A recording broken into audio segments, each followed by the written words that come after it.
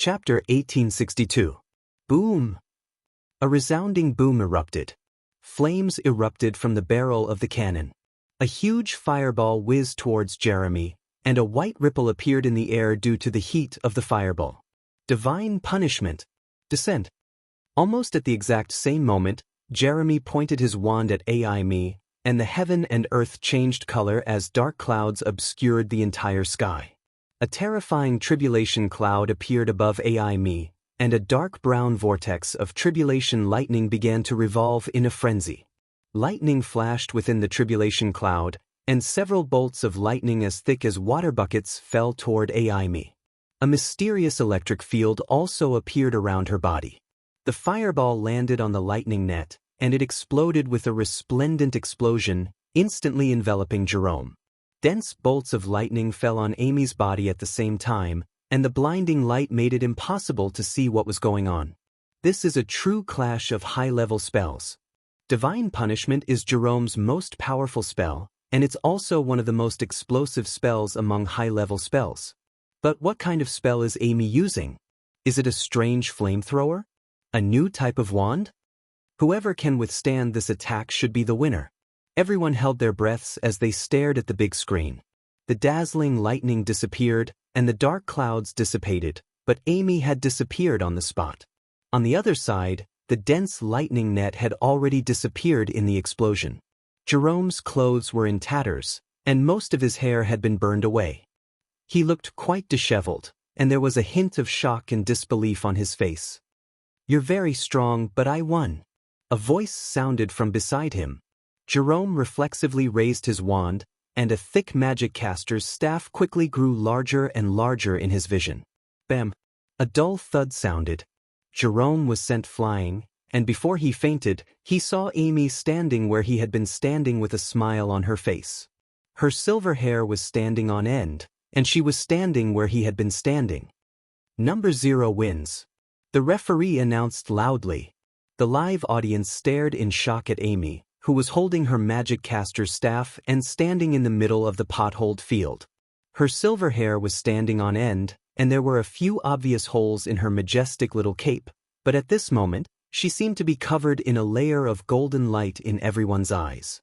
Advancing in battle and slapping away the son of lightning, Amy had once again turned the tables and refreshed everyone's understanding of her. The cheers of the crowd soon resounded throughout the square. "This is all an act." Brent sat down with a dejected expression. "This girl?" Richard looked at Amy with a complicated gaze. There was no doubt that she would once again dominate the younger generation of geniuses after Irina. She was only 4 years old, and her future was limitless. "This woman has a promising future." Andre looked at Amy like she was a treasure. Crassus smiled faintly, and slowly released his grip on the armrest of the chair. If that kid had caused any problems to his precious disciple, he might have been unable to resist the urge to send him a fireball of blessing. Fortunately, Amy had not let him down. She had advanced in battle and defeated Jerome with a spell that even he couldn't understand. Have the times changed? Crassus looked at the cannon that had been shattered by the lightning. He remembered that Julian didn't know this spell either. "It's going to explode. It's really going to explode this time." At the entrance of the casino, the 10th elder was as anxious as an ant on a hot pan. He had thought that Jerome was going to win, but who would have thought that Amy would advance in battle and turn the tables, dragging the casino into the abyss again? The employee who had been comforting him earlier had already hidden in a corner of the crowd, and he didn't dare to speak again. "Sir, who were going to win?" She won again. The butler beside Abraham was already beginning to speak incoherently. After betting 20 million copper coins, he had watched every match with trepidation. He had watched Amy advance step by step to the top 32, the top 8, the top 4, and now, she had defeated Jerome and entered the finals. This process was nothing short of miraculous. If she won one more match, the 20 million copper coins that the Duke had bet would become 20 million copper coins. What a huge sum of money! He didn't dare to imagine. Little boss is awesome. Abraham was also very excited. He clenched his chubby fists and shouted at the top of his lungs. He didn't have any of the modesty that a duke should have. "My lord, you have foresight and foresight." The steward looked at Abraham with admiration. "If Little Boss wins one more match, then my long-term meal ticket for the rest of my life will be guaranteed." Abraham smiled. As expected, all he had to do was to blindly trust Mr. Mac and Little Boss. The commotion also attracted the attention of Jasper and Alden, who were fighting fiercely at the side. When they saw the unconscious Jerome outside the arena, their expressions changed. Clearly, they didn't expect him to be the one to lose. And their gazes landed on Amy, who was preparing to go to the waiting area. While they were shocked that she had broken through to the 7th tier, they also looked at her with more respect. Amy, who was only at the 6th tier, could already challenge high-level magicians. Now that she had broken through to the 7th tier, they could only imagine how powerful she would be. Looks like the finals will also be an interesting battle. Alden retracted his gaze and looked at Jasper with a smile. "Too bad that has nothing to do with you," Jasper said coldly. He pointed his magic wand at the sky and shouted, "Arrows, fall." Suddenly, it started to rain. The dense raindrops formed a line and became sharp arrows that fell towards Alden. "It's just a drizzle. This isn't enough." Alden waved his hand and tens of wind blades flew towards the sky, shattering the rain of arrows. Only the raindrops fell on his body. Alden raised his hand again. 4 tornadoes appeared from the 4 corners of the arena. The green wind blades spun wildly around the tornadoes. The hard limestone on the ground was cut into pieces, and the tornadoes grew bigger and bigger. They surrounded Jasper, who was in the middle. "Quadruple storm." Jasper's expression was serious. This was the Collier family's famous wind-type high-level magic. It was very destructive. In a battle where there was no way to distance oneself, this kind of magic was very advantageous. A water bubble appeared around Jasper's body, causing him to rise slowly. He started to chant a spell quickly. Blue light gathered at the tip of his magic wand, and he pointed it forward. "Raging tsunami. Descend." Boom. There was a loud sound. It was as if the sky had opened a gate. A tsunami that was tens of meters tall appeared on the arena, crashing towards the 4 tornadoes and Alden. "Interesting." A smile appeared on Alden's face. He raised his hands and shouted, "Rise." The madly spinning tornadoes elongated upwards and collided with the tsunami. The tsunami crashed into the tornadoes with the force of 10,000 tons. The tornado's sinking momentum was suddenly stopped. "Feel the fear of the doomsday storm." Alden smiled and pointed his magic wand at Jasper. The 5th tornado rose from the center of the arena. Chapter 1863. 5 howling tornadoes swept up a sky full of flying rocks. It was like the end of the world as they crashed into the incoming tsunami. The heavy tsunami did not last long before it was torn apart into raindrops. The sky cleared, and only the 5 tornadoes were left. They grew bigger and bigger, covering the sky as they swept towards Jasper. Jasper's expression changed. He raised his hand to set up a water barrier, blocking the wind blades that flew out from the tornadoes. As he retreated, he stared at Alden and silently recited a spell. The rain fell on his body, drenching his clothes.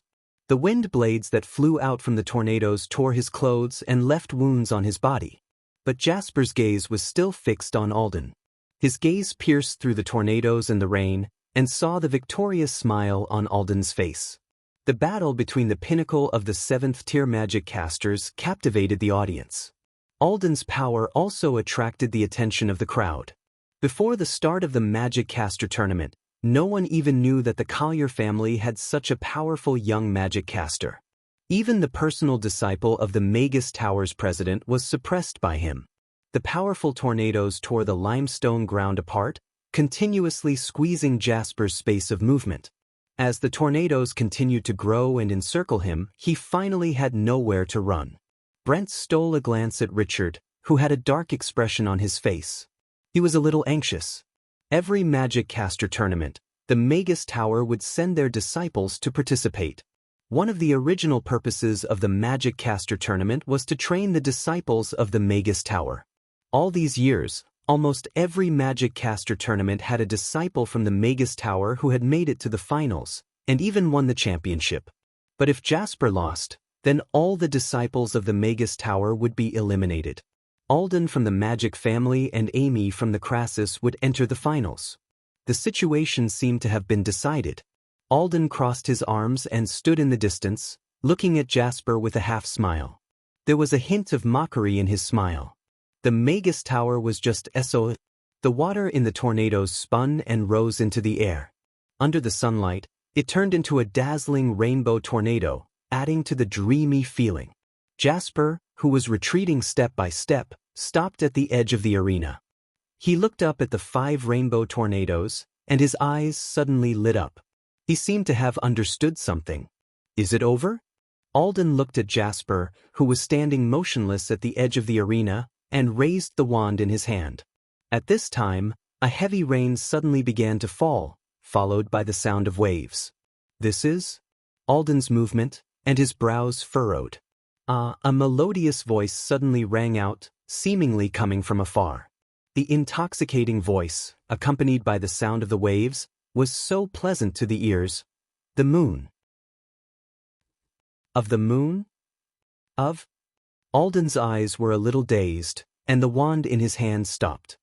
He just stared blankly in front of him, as if he had seen something unbelievable.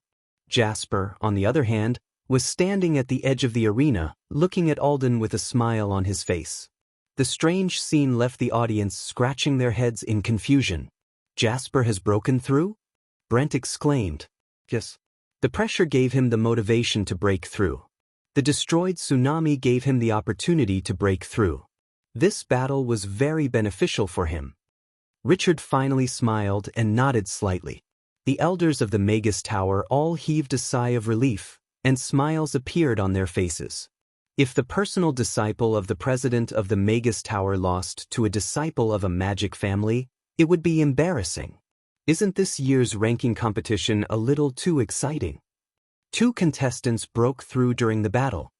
It seems that Master Crassus was right when he said that magic casters, like knights, can improve themselves through battle. I'm going to sign up for the next Magic Caster tournament.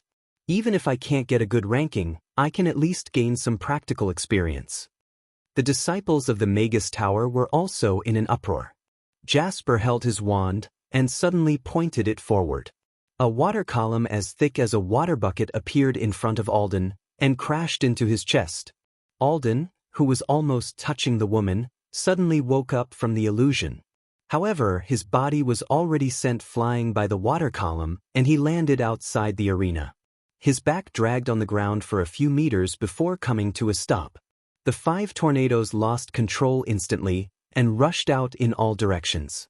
They were extinguished by the referee after they left the arena. Jasper won. The crowd was in an uproar. Once again, the audience witnessed a thrilling battle in which a person made a breakthrough in the battle, turned the tables against the wind, and won. Although Alden's defeat was a little strange, it didn't stop them from knowing that Jasper had become stronger. You. Alden finally snapped out of his daze. He had actually fallen into Jasper's illusion. The singing and the woman from before were all fake. He couldn't help but blush. You actually broke through. However, he quickly realized that Jasper's aura had become stronger, and his expression changed. His main goal in this Magic Caster tournament was to help himself break through. He didn't expect Jasper to break through in the end. However, he was still unconvinced. What spell did you use just now? The Sea Witch, Jasper replied calmly. He couldn't hide the joy in his eyes. He clasped his hands at Alden. I still have to thank you. You gave me the opportunity to break through. Number 36, Jasper wins. The referee announced the results of the match. When I break through to level 8, I'll come and find you again. Alden climbed up from the ground and looked at Jasper solemnly. Anytime. Remember your words. Alden turned and left, his head held high and his chest puffed out, as proud as ever. Jasper watched Alden's back disappear at the exit, and then turned to the contestant waiting area. The finalists of this year's Magic Caster tournament have been announced. Contestant number 0, Amy, will be facing contestant number 36, Jasper. According to the rules, both contestants have 15 minutes to rest and adjust. The host's voice rang out again. The staff of the mage tower began to quickly repair the damage caused by the battle. Little brother, what did you do to that big brother just now? I saw a strange expression on his face. Amy looked at Jasper, who was sitting beside her and closing his eyes to rest. Jasper's expression froze. Chapter 1864. If Mamie's stall was said to be dominated by octopus meatballs in the morning, then when it was nearing noon, the customers who swarmed into the venue in search of lunch joined the ranks of the stir-fried octopus tentacles and octopus meatballs in soy sauce. Vivian held Luna's hand as she looked at Meg, who was busy at the stall, and smilingly said, "Mr. Mac is the center of attention wherever he goes. He is the favorite of all women. You have to watch him more closely in the future. Don't let him fall in love with the forest so easily." Vivian specially went to Chaos School for the gourmet meat today to bring Luna, who was handling the Foundation's affairs, out for a good meal and to relax at the same time. "Shoo, don't talk nonsense." Luna blushed and pinched Vivian's hand gently. Vivian rolled her eyes and resentfully said, "Tisk, I heard what they were saying. All of them are coveting his beauty. If you don't take the initiative, you might miss it. You lass. You don't have a sweetheart yourself. Why are you talking about me every day?" Luna couldn't help but laugh in exasperation. "Didn't I just get a new life? Why should I be in a relationship? Can't I just play happily by myself for a few years? But don't you like Boss Mag a lot? I just want you to be a little more proactive.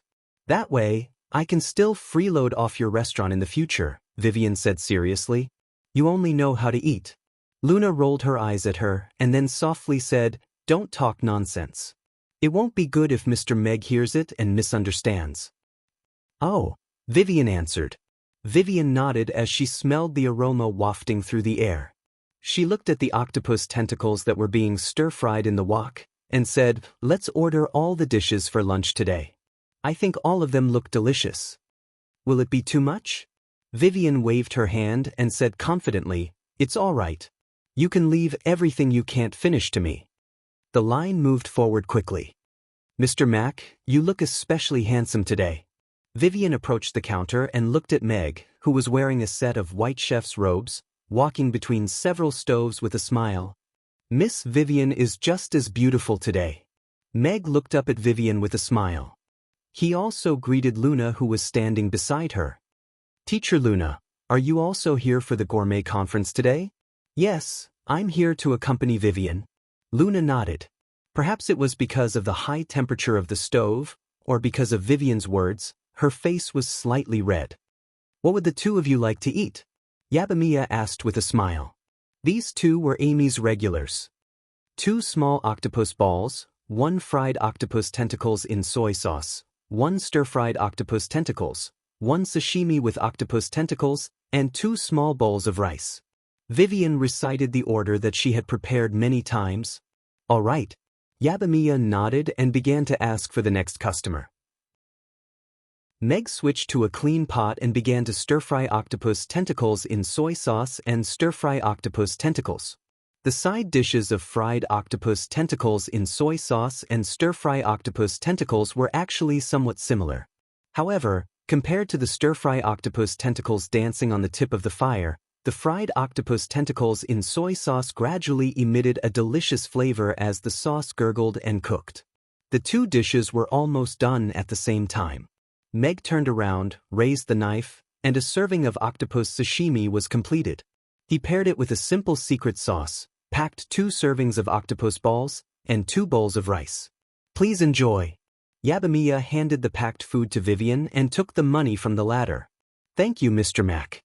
Goodbye." Vivian waved her hand and eagerly walked to the public dining area with the food. Luna nodded at Meg and quickly followed Vivian's footsteps. "Goodbye." Meg watched them leave and quickly looked away to continue cooking. "Tell me, did you peek at the 2 beautiful ladies in front of you just now?" The 2 people in the back row took up the position. The lady pinched the boy's waist and said coldly, "I didn't." The boy cried out in pain. "I saw your eyes drifting away. You're lying." The lady narrowed her eyes like a detective. "Why would I lie to you? I'm a piggy if I did." The man looked helpless. The most important thing between couples is trust. The lady let go of her hand dubiously and stared into his eyes. What's with the dark circles under your eyes? Didn't you tell me last night that you would go home and sleep after going for a run? I missed you so much last night that I couldn't sleep. Maybe it's because of this. The boy's eyes drifted away. Meg looked up at the boy's hands that were clasped together uneasily. He was obviously an old pig. Really? The lady looked at him suspiciously, but the corners of her mouth were already curled into a shy smile. Of course it's true. The boy's eyes lit up and he raised his hand solemnly. If I'm lying to you, may I be struck by lightning. Meg pursed his lips. If Az was here, he really wanted to play along with the boy's act. Okay, I believe you. The lady leaned into his arms coquettishly. Excuse me, what would you like to order? Yabamiya came back and asked the two of them. The two of them ordered a large serving of octopus balls. I think I forgot to bring my purse. When they were paying the bill, the boy searched himself up and down and then patted his head in frustration. It's okay. I'll pay first. The lady took out her delicate purse considerately and handed a silver coin to Yabamiya. I'm so sorry. I'll remember next time. The boy said embarrassedly and considerately wanted to take the octopus ball from Meg. However, Mag simply ignored his hand and passed the octopus ball covered in seaweed to the maiden. Smiling, he said, Miss, look at the color of this octopus ball. Does it match you? The lady was slightly stunned. She looked at the green octopus ball and then looked at the smiling Meg thoughtfully. Let's go and eat over there. The boy wanted to take the octopus ball from Meg's hand with a guilty conscience, but Meg dodged him again. Pigs aren't honest animals. Meg put the octopus ball in the lady's hand and then picked up a few octopus tentacles. He chopped them and said leisurely, this octopus has many legs, so it's easy to chop them. You still have to chop them. The boy felt inexplicably guilty. He raised his hand and wanted to hold the lady's shoulder, but she took a step back and avoided him. I feel a little unwell today. I want to go back first. You can eat by yourself. The lady held the octopus ball and shook her head. She turned and walked towards the entrance. Chapter 1865. After walking around at night for so long, all kinds of ghosts could be seen. Mag finally had some experience now. There were countless people coming and going at the stall, and he had seen more strange things in this morning than in the past 6 months. On the other side, Vivian and Luna found an empty table and spread out all kinds of delicacies on the table. This octopus sashimi is so beautiful.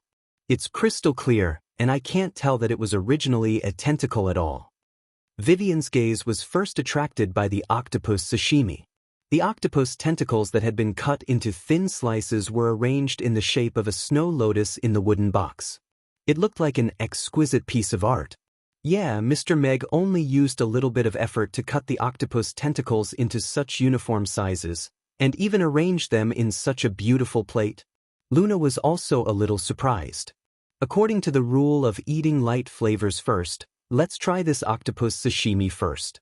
Vivian opened the small sauce box, picked up a piece of octopus sashimi with her chopsticks, dipped it in the sauce, and put it into her mouth.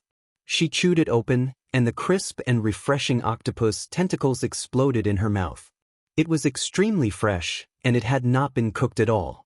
There was only a little light sauce as a decoration, and it raged in her mouth.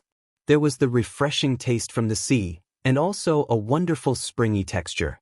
Although it had not been cooked at all, it was like a delicacy that had been carefully carved, and it made one sink into it. After a while, Vivian opened her eyes and looked at the sashimi in front of her. She exclaimed, "This taste is simply indescribably wonderful. Is it really that delicious?" Luna smiled and picked up a piece of octopus tentacle. She was actually a little resistant and afraid of uncooked meat. It always made her think of fresh blood and tendons that couldn't be bitten off. However, this octopus sashimi was simply too beautiful. The thin piece was translucent, and one could see the exquisite and peculiar patterns on it like jade. It did not have the slightest fishy smell of uncooked seafood. Instead, it had an elegant fragrance. He dipped a corner of the sashimi into the sauce and put it into his mouth. Biting down lightly, The octopus tentacle was already brittle, and a trace of sweetness blossomed. The fresh sweetness was mixed with a trace of saltiness from the sauce. It was completely different from the sashimi she had imagined. After swallowing, there was still a trace of sweetness, making her unable to resist picking up another piece. A portion of octopus sashimi quickly entered their stomachs. Isn't it a pity that such delicious food is only being served on the day of the gourmet food conference? Vivian looked at the empty plate with an unsatisfied expression. Mr. Meg is teaching on the spot. If you still want to eat, you can learn how to make it at home. Luna smiled and turned to look at the big screen. It was playing Meg's lesson on how to cut the octopus tentacles to obtain a decent-looking octopus sashimi. It's too difficult. I think just holding the kitchen knife is enough to defeat me. Vivian sighed as she watched Meg slice the octopus tentacles into thin slices with the kitchen knife. However, her gaze quickly fell on Luna, and she said with anticipation, "Luna, why don't you learn? You already know how to cook. If you learn how to cook the octopus tentacles in soy sauce and the octopus sashimi, we can even cook at home in the future." Luna was a little hesitant. Looking at Meg's meticulous and serious teaching on the big screen, she nodded as if she was possessed. "Then let's start the main course. Let's try if this octopus tentacle in soy sauce suits our taste." Vivian's target turned to the octopus tentacles in soy sauce at the side. Octopus tentacles were hidden among the colorful side dishes and thick sauce. She picked up an octopus tentacle wrapped in thick sauce, took it from the bowl, and put it into her mouth. Crack! The crispy octopus tentacle was bitten open, and the sauce exploded in her mouth. Rip! A clear sound of cloth tearing could be heard. The collar of Vivian's dress actually split open. At this moment, she was immersed in the delicious impact of the octopus tentacles in soy sauce, unable to extricate herself. The rich sauce exploded in her mouth together with the octopus tentacles, giving the octopus tentacles, which were originally not tasty, a soul. The thick sauce aroma had a hint of spiciness. When she savored it carefully, there was also a hint of gentle sweetness. It was trained to the perfect level, making it hard to resist. The texture of the octopus tentacles was just right.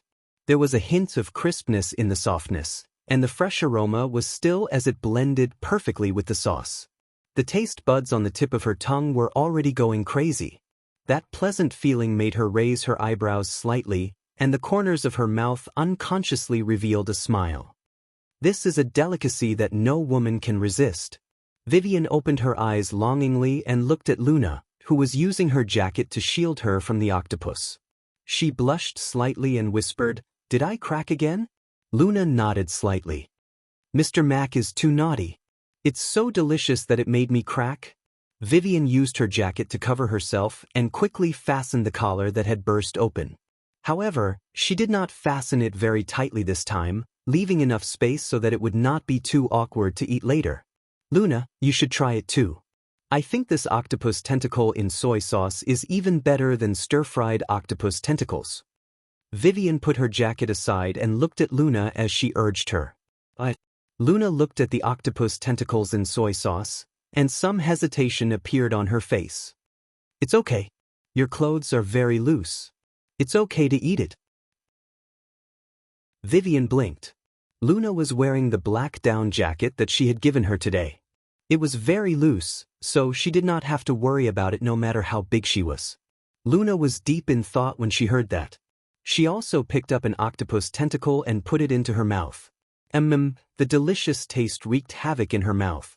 Although she had tried her best to control herself, she still could not help but let out a little sound. However, the taste of the octopus tentacles in soy sauce was too strong. She did not even have time to think before she was engulfed by the delicious taste. The octopus tentacle that she swallowed turned into a warm current that spread throughout her body. It was as if her body had received a comfortable massage and baptism. It was indescribably comfortable, and much of the tiredness from the busy days had disappeared. After a while, Luna opened her eyes with a slightly red face. She ate a small mouthful of rice and could not help but pick up another octopus tentacle and put it into her mouth. Amy's phenomenon, or rather, the octopus tentacle phenomenon, became the most influential and popular topic of the gourmet conference today. The other merchants could only be envious. Of course, many merchants had already bought photostones and started to record and broadcast teaching videos. In the future, this series of octopus tentacles would definitely appear on the menu of many restaurants, and even become the main dish of each restaurant. After the intermission, the venue was repaired. Amy and Jasper also stood on the Magic Caster competition's finals under the watchful eyes of everyone. Chapter 1866. They were the two contestants who had attracted the most attention in this Magic Caster tournament. Amy, the youngest disciple of Master Crassus and the youngest high-level magic caster in history. At the age of 4, she had fought her way up and stood in the finals, shocking everyone. Jasper, the personal disciple of the Master of the Mage Tower, had shown great dominance in this Magic Caster tournament. He had also made a breakthrough in the duel and miraculously turned the tables. It was these two people who had carried on the grudge between their masters and stood in the finals. Who would emerge victorious in the end? Everyone was looking forward to it. Although Jasper had made a breakthrough, he was still superior to Amy in terms of level. However, the scene of Amy bombarding Jerome and smacking him out of the arena was still fresh in everyone's minds. No one knew how strong she had become after breaking through to grades 7. The cheers from the audience rose and fell. Fire and water were incompatible. Now that the two of them had clashed, everyone was looking forward to seeing who would emerge victorious. Crassus didn't know how strong Amy was. He didn't even know what that strange thing that Amy had conjured that could breathe fire was. It was able to combine the power of dozens of ice and fire lotuses and then explode at a fixed point. Julian didn't know how to play with fire and couldn't have taught Amy how to play with fire. So that thing must have been created by Amy herself. He really couldn't tell what kind of strange tricks she would come up with in this battle. Crassus, Richard, who do you think will win this finals? Andre asked with a smile. Everyone on the stage looked at the two of them. The rivalry between Crassus and Richard wasn't a secret at their level. When Crassus had abdicated, Richard had become the new master of the Mage Tower at the behest of the king. He hadn't been recognized by Crassus. All these years, Richard had been trying to eliminate Crassus' influence in the Mage Tower. As the soul of the Mage Tower, Crassus' influence was almost everywhere. Now that their disciples had met in such a dramatic manner on the stage of the finals, everyone was naturally looking forward to seeing who would emerge victorious. It should be known that Jasper was one of Richard's proudest disciples. He had been training with him for more than 10 years, and could be considered one of the most talented geniuses of the Magus Tower's younger generation. As for Amy, she had only been practicing magic with Crassus for half a year. If Jasper lost to Amy, Richard would not be able to back down. Hard to say. Crassus shook his head slightly. I don't know what kind of magic Amy will use, or what kind of fighting style she will use to win this duel, but I'm sure that becoming a senior magician has given her endless possibilities. Everyone was surprised by Crassus's answer. With Crassus's personality, he actually said something so conservative. I believe that Jasper's talent is outstanding among the younger generation of disciples. If he can achieve a breakthrough in this battle, it will be of great benefit to him. He will definitely be able to obtain victory in the finals. Richard said decisively, expressing great confidence in Jasper. Andre smiled. Then let's wait and see. This is a very special duel in the history of the Magus tournament. After all, there is such a young contestant. Big brother, are you very good at blowing? Amy was bored. She looked at Jasper, who was standing opposite her. Or very good at blowing? Jasper's face darkened. What did she mean by very good at blowing? He had almost been blown to death by Alden. Amy saw that Jasper did not reply, so she continued, Then how are you going to hit me later? I'm quite good at taking hits. Jasper glanced at Amy. He could not tell how this small body could take hits. He felt that a small stream of water would be enough to send her flying. I'm so bored. Do you want to listen to music?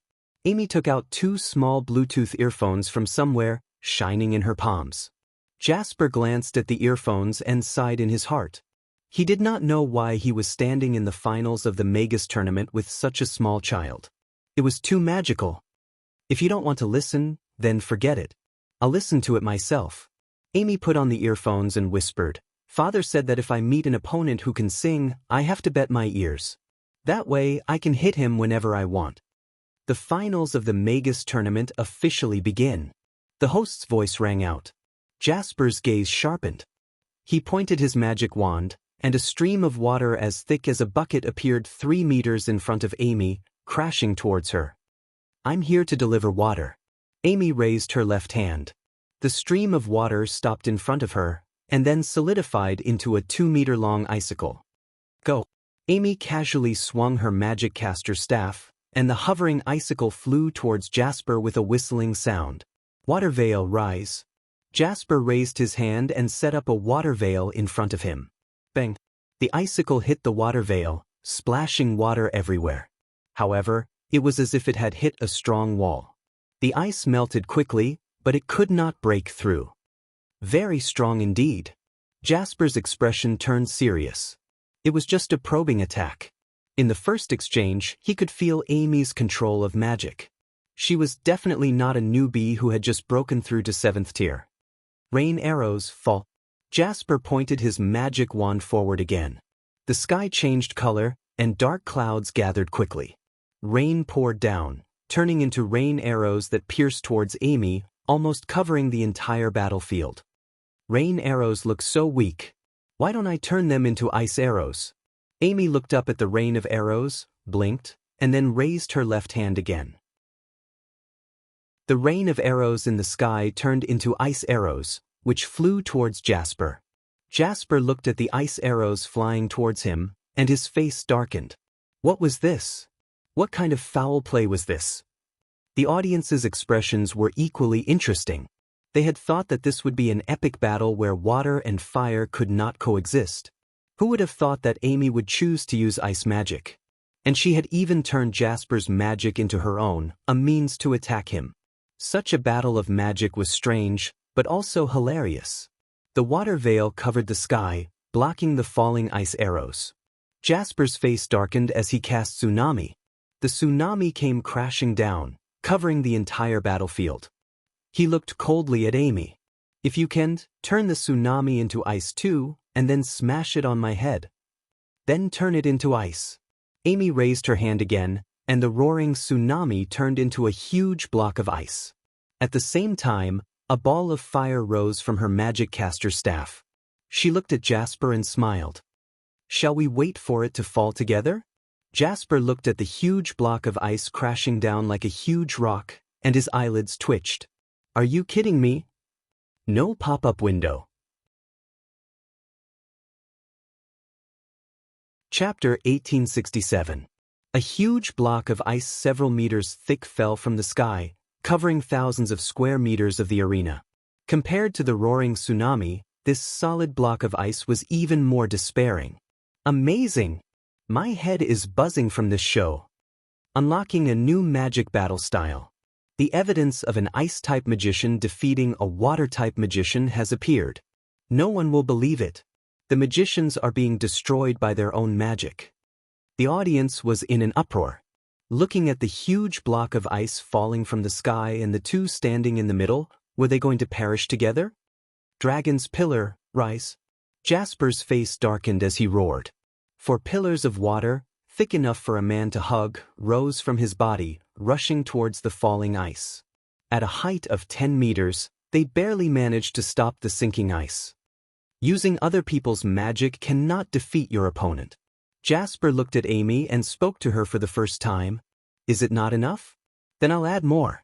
The windfire wheels appeared under Amy's feet and turned into a red light, smashing through the ice above her head and flying towards the sky.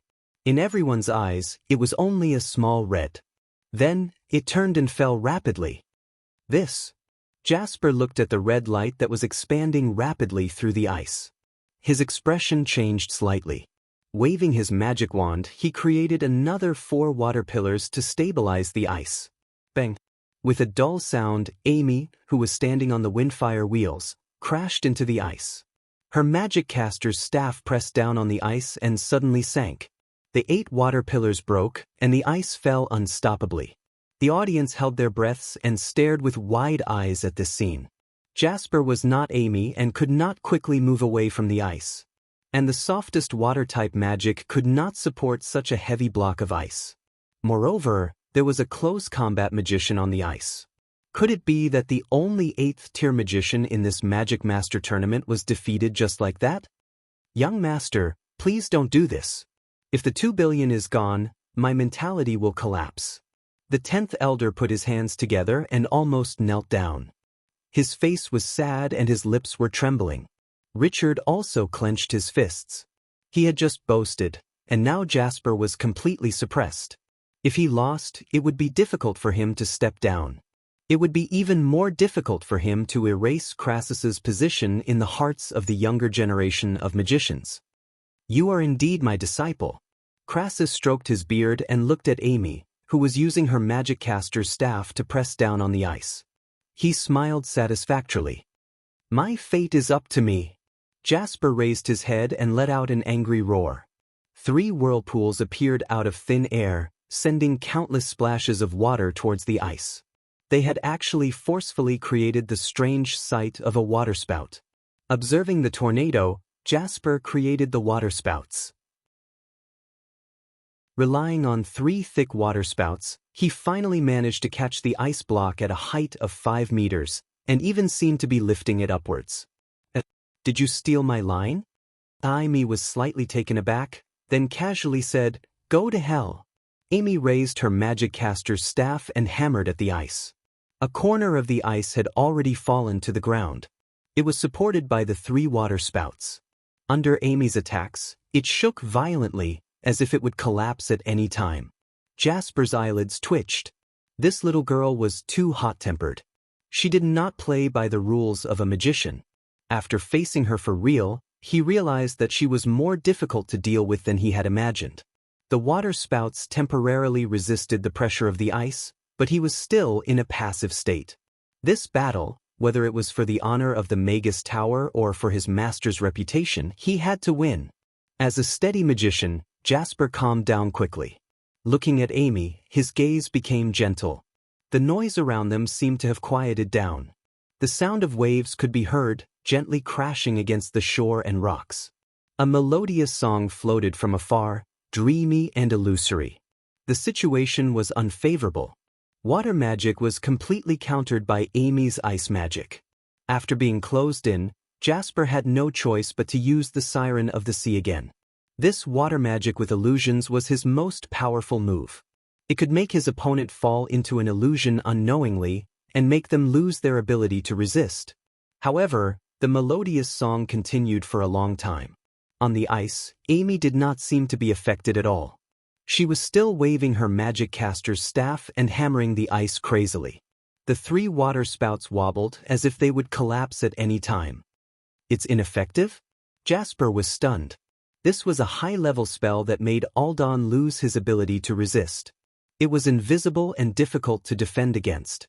How could it be ineffective against her? I can vaguely hear the song. Senior Jasper should have used the same spell that made Aldan lose his ability to resist again, right? But why is Amy not affected at all? Yeah, she seems to be unaffected. She seems to be getting more and more energetic. Could it be the legendary magic immunity? The disciples of the Mage Tower widened their eyes in disbelief. They looked at Amy, who was standing on the ice and hammering the ice rhythmically, causing the waterspouts to tremble violently. Richard's expression did not look too good either. He had thought that Jasper could easily defeat Amy with the Siren of the Sea. But now that he had used the Siren of the Sea, Amy did not seem to have fallen into the illusion at all. She was not affected at all. I see. Cross's gaze landed on the glowing earpiece at the tip of Amy's ear. Amy had said that there were 2 singing elves hidden there. Now that she was listening to the singing of the elves, the singing of the Siren of the Sea's voice was masked. Coincidentally, she had avoided the hallucination effect of the spell. Spacing out when you're fighting? That's too disrespectful to me.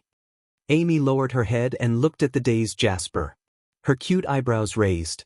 She slammed her magic caster's staff heavily on the ice. But this time, it was not just a simple push. Sparks exploded from the tip of the magic caster's staff, and there was a loud explosion. Crack, crack.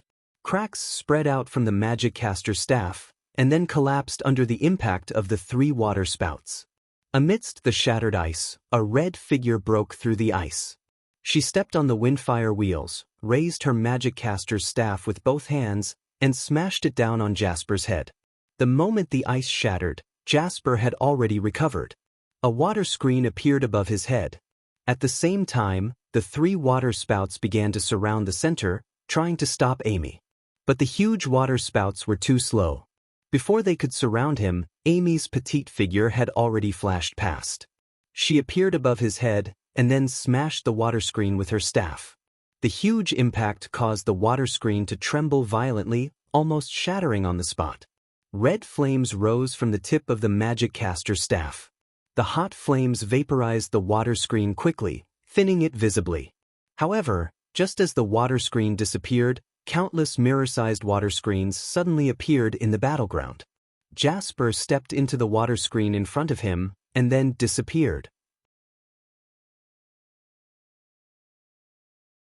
Chapter 1868.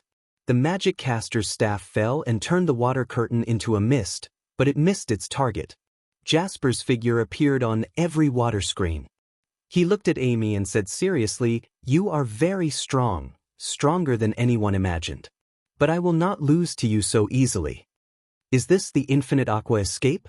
So strong. Senior Jasper's resilience in the face of adversity is amazing. As long as the water screens are not destroyed in one go, then Senior Jasper can keep creating new water screens. There is no way to defeat him. The disciples of the Mage Tower cheered and heaved a sigh of relief. At least the outcome was not decided, and there was still hope. The audience, who did not know what was going on, cheered as well. This fancy battle, with all kinds of strange fighting styles, was much more interesting than the simple exchange of spells.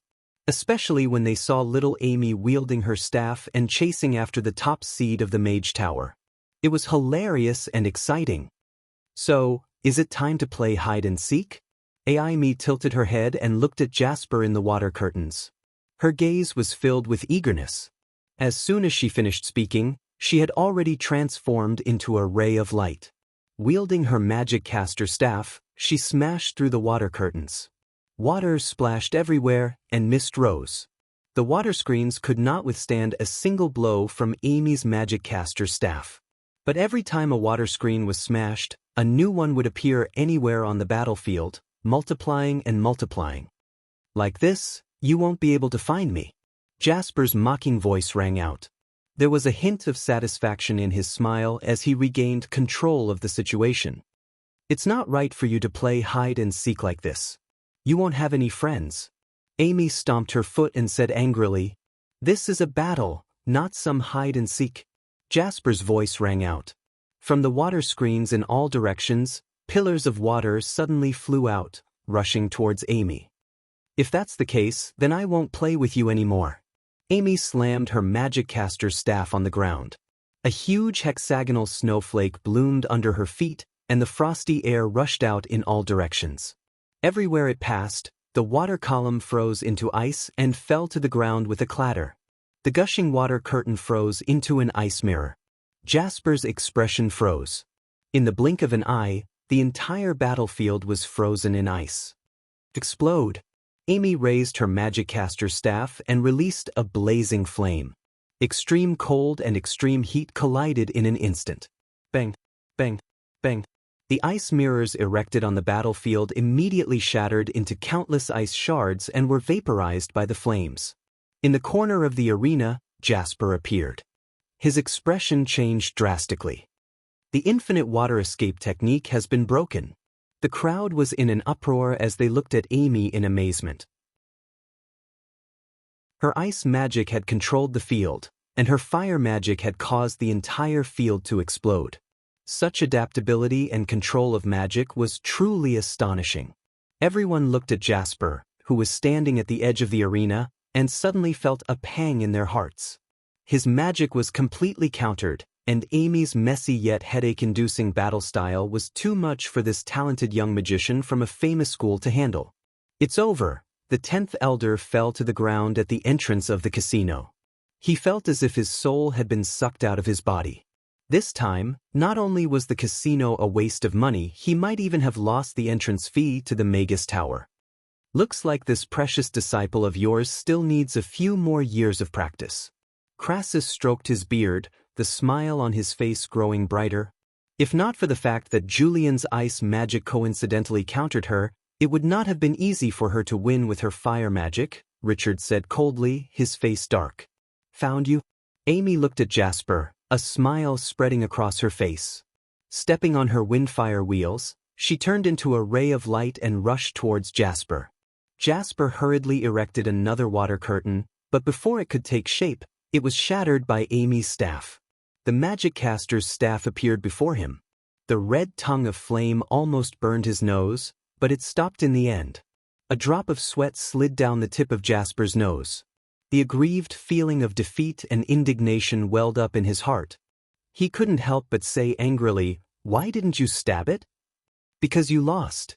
Amy kept her magic caster's staff and glanced at Jasper's feet. Jasper lowered his head, and only then did he realize that the magic caster's staff was coming at him. He instinctively took 2 steps back, and was already out of the battle zone.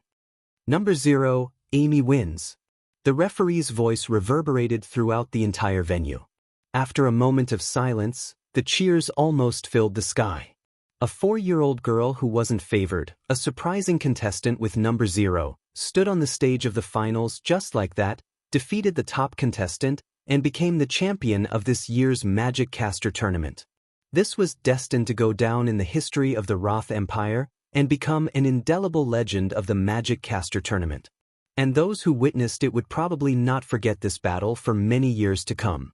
After Irina won the championship 12 years ago, the Magic Caster tournament was won by a half-elf.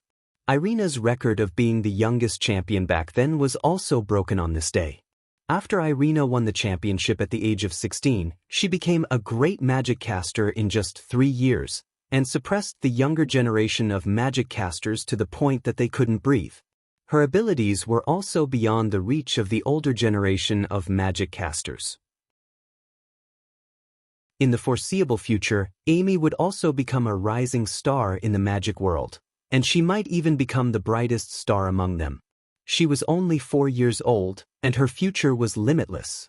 This, the new generation's great demon king, is she born just like that? Next time when you go out and see children, be more polite. You might not be able to beat them. This is too cruel. Master Crassus has really taught a deity. A 4-year-old high-level magic caster. Her starting point is an end point that I might not be able to reach. The disciples of the Magus Tower were a little dejected. They felt sorry for Jasper and also for themselves. Irina was automatically excluded from the younger generation because she was too powerful. The young magic casters didn't even have time to heave a sigh of relief before a half-elf with even more terrifying talent appeared. She was only 4 years old, and as she grew older, her abilities would continue to grow. And before she officially became a great magic caster, the young magic casters, and even the middle-aged magic casters, could become her stepping stones. She was only 4 years old. As long as one thought of this fact, one would lose the will to cultivate, and their thoughts would be muddled. She won. She won. She really won. The butler beside Abraham was so excited that his face was red, and he almost jumped up. Little boss is awesome. Abraham also jumped up from his chair, clenching his fists and shouting loudly. 2 billion. This wasn't a small sum of money to him. Let's go and collect the money. Once we get the money, I'll give half of it to little boss. Abraham rubbed his hands and laughed, and led the butler towards the gambling den. Hurry, hurry, hurry, keep the money and guard the door. If Duke Abraham comes, delay him for a while.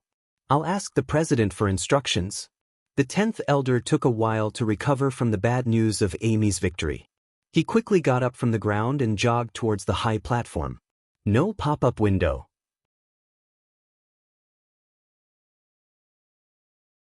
Chapter 1869.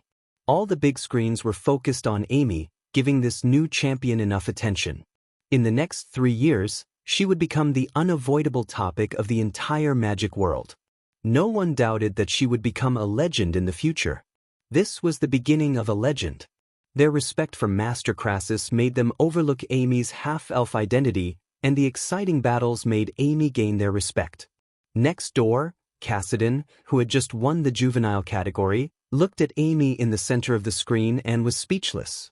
Before this, he had always thought that his biggest regret in this Magic Caster tournament was choosing the juvenile category and missing the chance to amaze everyone in the Magic Caster tournament.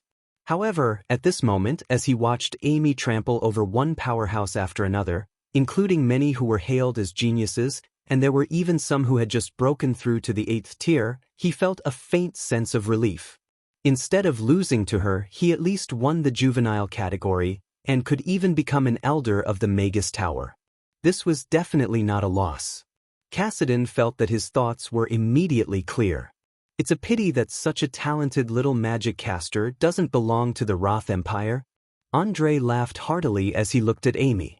He didn't hide his admiration and fondness for Amy at all. Crassus raised his eyebrows and narrowed his eyes, but he didn't take the initiative to reply. Father values talent. Why not invite this little magic caster to join the Magus Tower from Master Crassus and let the Magus Tower's resources help her improve faster in her cultivation? There are also many 10th tier great magic casters who can train her, Josh, who had been silent all this while, said with a smile. Josh's words make sense? Andre nodded and turned to Crassus. Crassus, what do you think? The king values talent. Of course, I'm happy for Amy. Crassus smiled as he turned to Josh with a cold gaze. But what do you mean by that, Your Highness? Are you saying that I can't provide Amy with enough cultivation resources? Or are you saying that old man Julian and I can't compare to the trash in the Magus Tower? Everyone from the Magus Tower wore peculiar expressions upon hearing this. As the founder of the Magus Tower, Crassus was one generation above most of the elders, and back when he was the president of the Magus Tower, he had referred to all magic casters as trash, including the elders of the Magus Tower. Crassus, watch your words in front of His Majesty. Richard's expression darkened. It was one thing for Crassus to be the president of the Magus Tower back in the day, but he had already announced that he was withdrawing from the Magus Tower, and now he was still referring to them as trash. Josh maintained the warm smile on his face as he shook his head, and said, "You're wrong, Master Crassus. You're the founder of the Magus Tower, the founder of the magic caster world in the Roth Empire, and the master that all magic casters respect. In just half a year, you've trained a 4-year-old little girl to become the champion of the Magic Caster Convention. Who can doubt your efforts and abilities? However, the continent is in a state of turmoil right now. There are foreign tribes eyeing us covetously, and the devil's sword hanging over our heads. Why don't you return to the Magus Tower with your disciple, and do your part for the people of the Roth Empire?" Andre nodded as he looked at Crassus. This son of a bitch. Alex should have pierced him with his sword previously, Andre thought to himself. Crassus complained in his heart. He hated politics the most.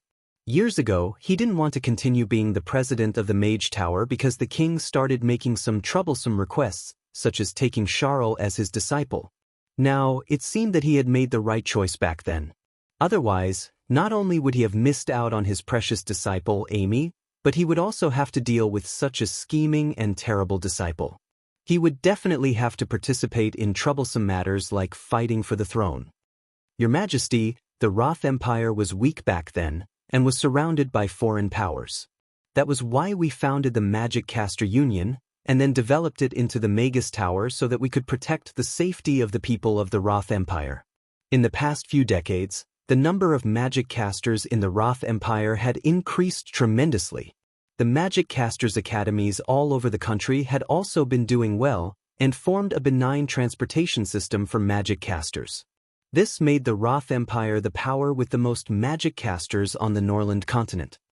Your Majesty, you've been working hard all these years, and the number and quality of the Empire's knights have also risen to the top of the Norland continent. Those so-called powerful foreign tribes are no longer a threat to the Roth Empire now. They even have the power to fight the giant dragons. Back then, we had already achieved our goal of establishing the Magus Tower. My mission has also been completed, so I chose to withdraw. Now that I've taken in little Amy as my disciple, I want to teach her well. I don't want to participate in other things." Crassus looked at Andre with a smile, and said, "Furthermore, Amy is not only my disciple. I don't think Julian would be willing to come to Rhodu, let alone join the Magus Tower." The elders of the Magus Tower were deep in thought. Many of them had joined the Magus Tower to learn when it was first established. The Magus Tower back then was indeed very different from now. All the rules were more like asking them to become magic knights with noble morals. The Magus Tower now, after more than 10 years of reforms by Richard, seemed to be more prosperous, but it also seemed to be lacking something. The king had great ambitions, but Crassus had shown his cards now, and expressed that he was not willing to participate in the expansion of the Roth Empire's territory. Andre looked at Crassus and was silent for a while. He sighed and said regretfully, "The Empire is indebted to you, Master. I cherish talents, but I don't want to force you. This matter will not be mentioned again." Josh stood up and bowed. "I have been rude. Please forgive me, Father and Master." "It's all right." Andre waved his hand. Crassus glanced at him and nodded slightly. All the officials and the magic casters of the Magus Tower kept quiet out of fear, and did not dare to act rashly. "I will personally present the award to this little champion today." Andre broke the silence with a smile. Everyone heaved a sigh of relief. They could not help but marvel at the king's magnanimity. Not only did he not blame Crassus, he even gave his disciple such an honor. "The champion and runner-up, please come on stage to receive the award. The rest of the qualifiers will be held tomorrow to determine the final 32. The MC's voice rang out again. "Then I will go and receive the award." The magic caster staff in Amy's hand quickly shrank, and she kept it. She skipped towards the stage, and casually took out a strawberry-flavored lollipop. She quickly peeled off the wrapper, and put it into her mouth. Her eyes immediately curved into cute little crescents. Jasper kept his magic wand dejectedly, and followed behind Amy with lowered eyes. The 10th elder finally found an opportunity to climb onto the high platform. He came to Richard's side and whispered a few words. "What?" Richard's expression changed as he exclaimed.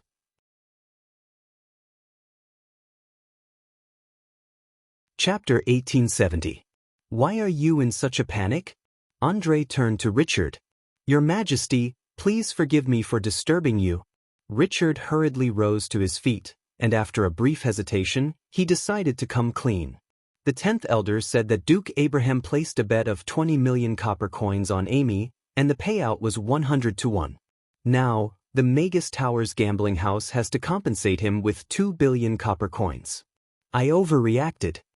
2 billion. Duke Abraham made a huge bet. Not only did the Magus Tower lose face, but they also lost money. All of the officials wore peculiar expressions. Duke Abraham wasn't on the stage today, and he was watching the competition from somewhere. Even the president of the Magus Tower couldn't remain calm. The elders of the Magus Tower were also panicking. That was 2 billion copper coins. Would they lose all of their salaries as well? This Abraham sure is interesting. He's even more confident than I am that Amy will win. Crassus also raised an eyebrow. He hadn't thought of taking advantage of the Magus Tower's wealth. This Abraham? Andre didn't know whether to laugh or cry upon hearing this. He knew that 2 billion copper coins was no small sum for the Magus Tower. All of the preparations for the Magus Tower had taken half a year, and in the end, all of it had gone to Abraham. The Magus Tower had been self-sufficient for many years through the triennial Magus Towers Magic Conference, and they had never needed the support of the national treasury. This year they had completely failed. "Go and bring Duke Abraham to me," Abraham instructed. "Yes, Your Majesty." 2 guards quickly followed the 10th elder toward the gambling house. "Hey, is your casino trying to go back on your word?" Abraham frowned as he looked at the servant blocking the door with the gambling ticket in his hand. "Your Excellency the Duke, you must be joking. How would we dare to go back on our word? It's just that the elders aren't here right now, and we can't take out 2 billion for you. Please wait a moment, and let the elders deal with your huge reward." The servant said with a sad smile, his legs trembling. Who was this man? He was the king's younger brother, the king's right-hand man, and one of the 4 great dukes of the empire. Even though he didn't hold any position in the royal court, it wasn't that he wasn't favored by the king. Instead, he had resigned from all of his positions and stayed at home. Everyone knew that he was the king's most trusted duke.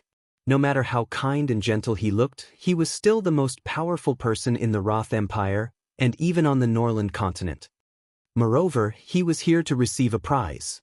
20 million bets and 2 billion in prize money. Even if they emptied the casino's coffers, they wouldn't be able to gather this amount. They did not dare to provoke this man, but the 10th elder had run off to look for the president, so they could only temporarily delay him. Is the Magus Tower? Abraham's brows furrowed upon hearing this. It was only 2 billion. He felt like the Magus Tower was quite wealthy, but why were they so stingy with their opening bid? However, he didn't make things difficult for these servants. In any case, the betting tickets were in his hands, and no one had ever been able to go back on their word, not even the Magus Tower. The 2 guards stepped forward and bowed. Duke Abraham, His Majesty requests your presence. His Majesty invited me? Abraham was a little surprised. He looked at the 10th elder with a disdainful expression, and said, "Is your Magus Tower trying to go back on their word? Please don't misunderstand, Duke. We wouldn't dare to do something like that.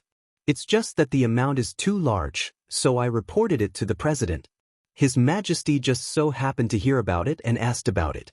We're here to discuss the matter of the prize." The 10th elder hurriedly shifted the blame to Abraham. "All right, let's go collect the money." Abraham nodded and followed the 2 guards to the platform. "You're making such a huge bet just to watch a competition, Abraham. I really want to see how many days you can afford to gamble with your net worth." As soon as Abraham stepped onto the platform, Andre began to interrogate him. Abraham looked at Andre, who was speaking in a stern voice, but wore a smile on his face. An innocent expression appeared on his face as he said, "Your Majesty, I only made a small bet for fun, and I only won a total of 1 million copper coins, all of which I bet on little Amy. However, I didn't think that she would become more and more valiant as the competition progressed. In the end, she even became the champion. I also wanted to keep a low profile, but little Amy's strength didn't allow me to do so." All of the officials' lips twitched upon hearing this. His tone and words were really asking for a beating. The elders of the Magus Tower were also rather perplexed. No one could have imagined that Amy would become the champion, and no one would have thought that someone would bet on Amy from the very beginning. Andre couldn't help but burst into laughter upon hearing this. "So you're saying that you won this 2 billion copper coins by luck? As you know, I've always had good luck." Abraham nodded with a smile before turning to Richard. "Could it be that the Magus Tower doesn't want to pay me the prize, so they're here to look for your Majesty? Isn't that a little too much for an honest man?" Richard was just about to say something when he heard this. An honest man like him was definitely not honest at all. "Nonsense, do you know what kind of existence the Magus Tower is? Since they dared to set such high odds, they naturally won't go back on their word and deduct your prize." Andre's expression became serious as he looked at Richard. "Isn't that right, President Richard?" Richard's eyelids twitched upon hearing this, but he could only nod in agreement. "Your Majesty is right. The Magus Tower will be sure to provide Duke Abraham with the prize money. Please give me 3 days to prepare, and the Magus Tower will send someone to deliver the prize money to your residence. Seeing as President Richard has made such a promise in front of your Majesty, then I have no objections." Abraham nodded with a smile. Everyone on the platform finally understood what was going on. This was the real brother of the Magus Tower. The king wasn't trying to avoid the Magus Tower's debt. Instead, he was supporting his brother and ensuring that the Magus Tower would give him the money. "Since you're already here, then take a seat here. After the award ceremony, come back to the palace with me," Andre instructed. "Yes, Your Majesty." Abraham nodded and sat down on the chair that Andre had added for him. Even Josh had to move aside to give him a seat. Amy ascended the platform under the guidance of the staff, and the venue gradually quieted down as they waited for the important moment of the king's award ceremony for Amy. "Master, I've won the championship." Amy exclaimed as she blinked at Crassus. Not bad, not bad. Crassus stroked his beard and nodded with a profound expression, as if everything was already within his expectations. The MC led Amy to the center of the platform, and Jasper could only stand by the side and wait. Please give a speech and present the prize to the champion, Your Majesty, the MC said respectfully.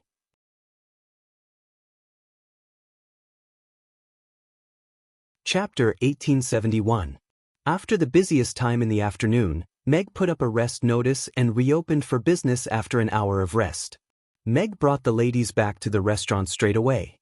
He treated them to a delicious meal first before letting them rest in the restaurant to prepare for the busy day ahead.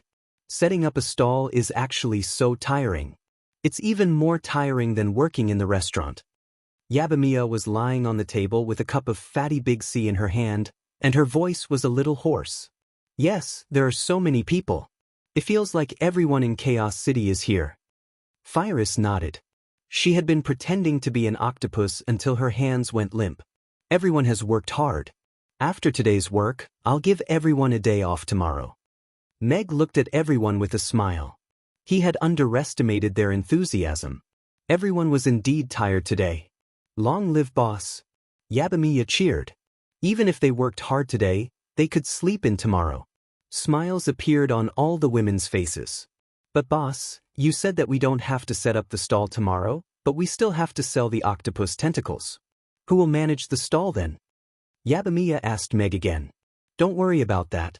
I'll get the staff from the seafood shop to take over. The training for the seafood shop staff had already been completed, and it was time for them to gain experience. Besides, he also planned to double the number of staff in the seafood shop. The seafood shop's business would soon welcome a period of rapid growth. If everything went well, the expansion of the first branch would be launched soon. On the other side, at the entrance of the delicacy conference, the customers who came because of its reputation looked at the temporary rest notice hanging in front of the stall and were all a little confused. Since when did the vendors of the delicacy conference have rest time? The big screen was still playing the recorded video. All kinds of delicacies were being cooked by Meg, and people couldn't move their feet. The surrounding merchants looked at the resentful customers in front of the empty stall with complicated expressions. Envy was inevitable. They had attended so many delicacy conferences and had never seen a vendor who could set rules for his customers. They had also never seen a vendor who could cause such a commotion in just half a day. Of course, they had also never seen a boss who left a large group of customers and brought his employees to eat and rest. If it were any other boss, they would want to take a whip and guard behind their employees' butts. If they saw that they were not working seriously, they would raise their hands and whip them. Looks like Mamis will dominate the rankings for this year's gourmet food competition. It's a well-deserved reputation. Looking around, there's not a single person who can fight. This is something we can't complain about. Fortunately, they only make the 4 dishes of the Octopus Tentacle series. Otherwise, we probably wouldn't be able to compete for the top 10. The responsible merchants gathered together, and the topic of discussion was inevitably sour. Their family will only attend the gourmet conference for a day. After a few days, the guests will forget about their taste. If we work hard, there's still hope. Alva forced a smile. Such a good port, with so many customers, such a high price, and such fast service speed, they are only participating for one day? Everyone was surprised. This was somewhat unimaginable to them. However, upon hearing this news, everyone's thoughts quickly came to life. The Gourmet Food Conference lasted for 7 days. Although today's event couldn't be compared to Amy's, it was still unknown who would rule after 7 days. After a short break, everyone returned to the stall. Before he reached the stall, Meg was already being stared at with unkind eyes. Why are we lining up now? Meg looked at the long line in front of the stall with a little surprise. He didn't expect that there would still be people lining up here after the announcement was made. After all, this wasn't Mamis, and these customers weren't regulars. However, this wasn't the first time Meg had done this kind of thing. Without blushing or skipping a beat, he led the ladies into the stall and began to prepare for business. It was all freshly made food. Meg turned on the big screen for the live broadcast. Holding the fat head fish in his hand, he danced with the kitchen knife. The ingredients were cut evenly in the air and fell into the matching basket. The customers who were originally full of resentment watched this scene, and their expressions gradually brightened. They didn't expect this chef to have such exquisite knife skills despite his young age. Even with a wide and square kitchen knife, he could cut the ingredients so evenly. His movements were so swift that it made the housewives feel ashamed of their inferiority. The ornamental ingredients made the customers feel much less resentful. At the same time, they began to look forward to the various delicacies that had exploded with word of mouth. Of course, the bigger reason was that they had been forced to look at the 4 dishes on the menu many times when they were lining up here. Now, they just wanted to eat as soon as possible to comfort their long-suffering stomachs.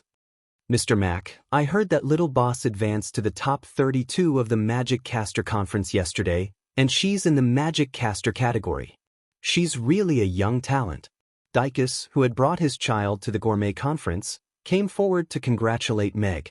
The Roth Empire's Magic Caster Conference was the most authoritative competition for magic casters on the Norland continent. Although only 8th tier and below were allowed to participate, the magic casters who shone in every Magic Caster Conference would become famous in the Magic Caster world. Amy advanced to the top 32 of the Magic Caster category at the age of 4. This achievement was incomparable. When the city lord received the news yesterday, he couldn't hide his surprise either. When the customers standing in the front row heard that, they all revealed a gossipy expression. They didn't expect this head chef who looked so young already had a child. Moreover, he was a genius magic caster? I see. That's pretty good. Meg nodded with a calm expression. His hands didn't even stop moving. Amy is participating in the Magic Caster category, not the youth category. Dicus thought Meg didn't hear him clearly, so he emphasized again. Then wouldn't those magic casters who lost to her be very embarrassed? Meg asked with a smile as if he suddenly came back to his senses. Dicus was stunned. This angle was really strange. However, after thinking about it, he still nodded and said, "It should be a little awkward. Amy is good at everything, but she's not good at acting. Otherwise, she could have made them lose in a more dignified manner." Meg sighed with some regret. Dicus glanced at his son who was happily munching on a biscuit, and suddenly felt that his son was being naughty. "Father, I want to eat this cute little ball." His son stretched out his chubby little hand and pointed at the octopus ball. "This?" Dicus looked at the time, and then at the long line behind him. He hesitated. He still had to go back for a meeting later, so he wouldn't have time to line up. "Wait for a while. Give the child a serving of octopus ball." Meg smiled. "Anyway, there are still a few minutes before the break ends. I'll make one for him alone. No pop-up window."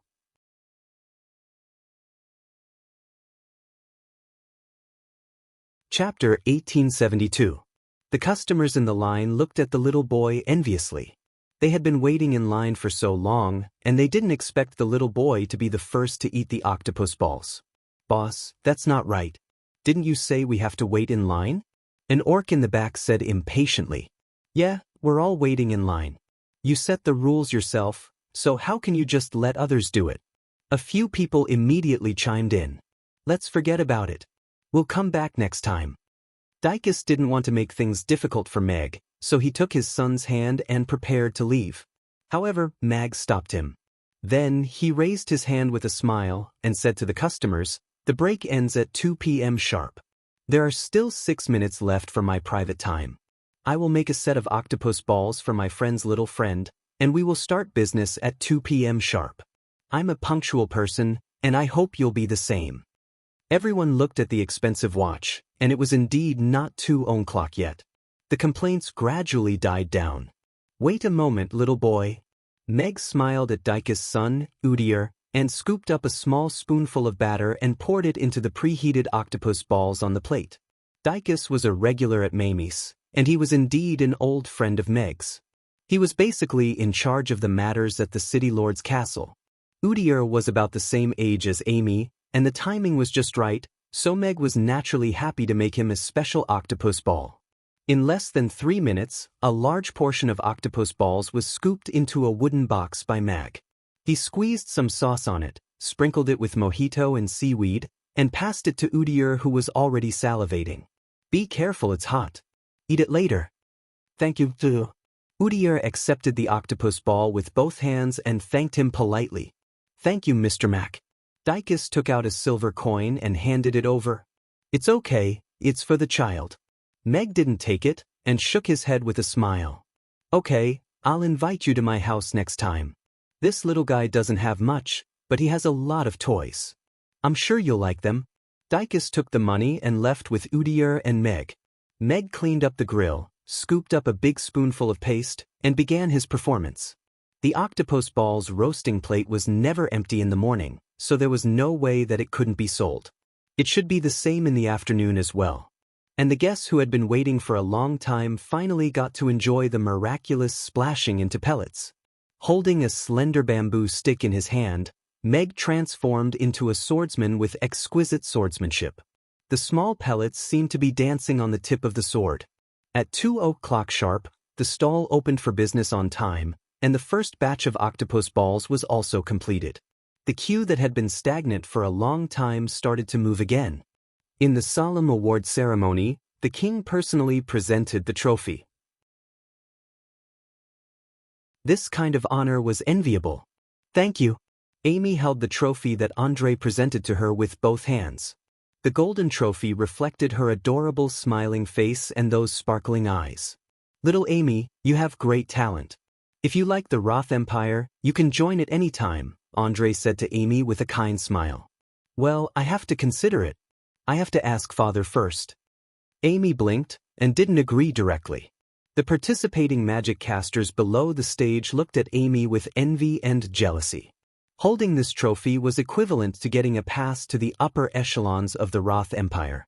Furthermore, His Majesty the King had personally recruited him. How glorious was that? However, even if she didn't win the championship, with her talent and identity as Master Crassus' disciple, she was already standing in the upper echelons. Jasper, who was standing at the side, had a complicated expression. He should be the one standing in the middle. But today he was defeated by a 4-year-old little magic caster, and his pride was shattered. He could only be a supporting character. Andre smiled, and didn't mind Amy's refusal. He turned and walked towards Jasper. Jasper immediately straightened his body. Looking at His Majesty, who was walking towards him, his heart started to beat faster. Was His Majesty going to present him with an award too? But according to the usual practice, the runner-up wouldn't be able to enjoy such an honor. Quite, Jasper, right? You are an outstanding magic caster. You are young and promising, and you don't give up easily. You have great talent and creativity, and can be said to be a role model for the younger generation of magic casters. I have high hopes for you, and hope you can become a pillar of the country. Andre came in front of Jasper, and handed him the silver trophy with praise.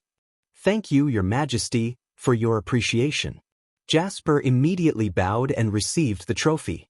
His voice was trembling with excitement, but his hand holding the trophy was exceptionally steady. His Majesty was personally presenting the trophy. What an honor this was. Moreover, he was in second place. His Majesty's words ignited the fire in his heart that had been despondent and desolate once again. His Majesty is actually giving Senior Jasper an award personally. Looks like even though he lost to Amy, His Majesty still has high hopes for him. The little girl is, after all, of a different race. She can't be loyal to the Empire, so His Majesty chose Jasper. The disciples of the Mage Tower and the participating magic casters could not hide their surprise. At the same time, they could guess what Andre was thinking. This should be worth a lot of money, right? Is it real gold? I heard the old man next door say that one bite can leave a mark on it. Then it's real gold. Amy did not seem to care about what was happening around her. She only stared at the trophy in her hands. After thinking seriously for a while, she opened her mouth and took a bite of the trophy. She opened her mouth and looked at the 2 rows of shallow teeth marks on the shiny trophy. Her eyes lit up. It's real gold. This scene was caught by many people. Although they did not know what she was doing, they were still attracted by her adorable look. The ceremony for the Magic Casters group ended. Amy carried the trophy back to Crassus' side and whispered, "Master, this is made of real gold." Crassus glanced at the golden trophy that Amy was hugging tightly. Even trophies nowadays are being cheapened? Look, I just secretly took a bite and left a mark. Amy turned the trophy around, and the 2 rows of shallow teeth marks were clearly visible. Crassus reached out and flicked the trophy. The melodious echo echoed in the cup for a while before gradually disappearing. "Child, your teeth are so good. You can even bite the dragon roar stone." Crassus's expression was strange, and he could not help but sigh in his heart. The awards ceremony for the junior category proceeded. Cassidon received the trophy from Richard amidst a wave of boos, and walked off the stage with a red face. Life is full of ups and downs.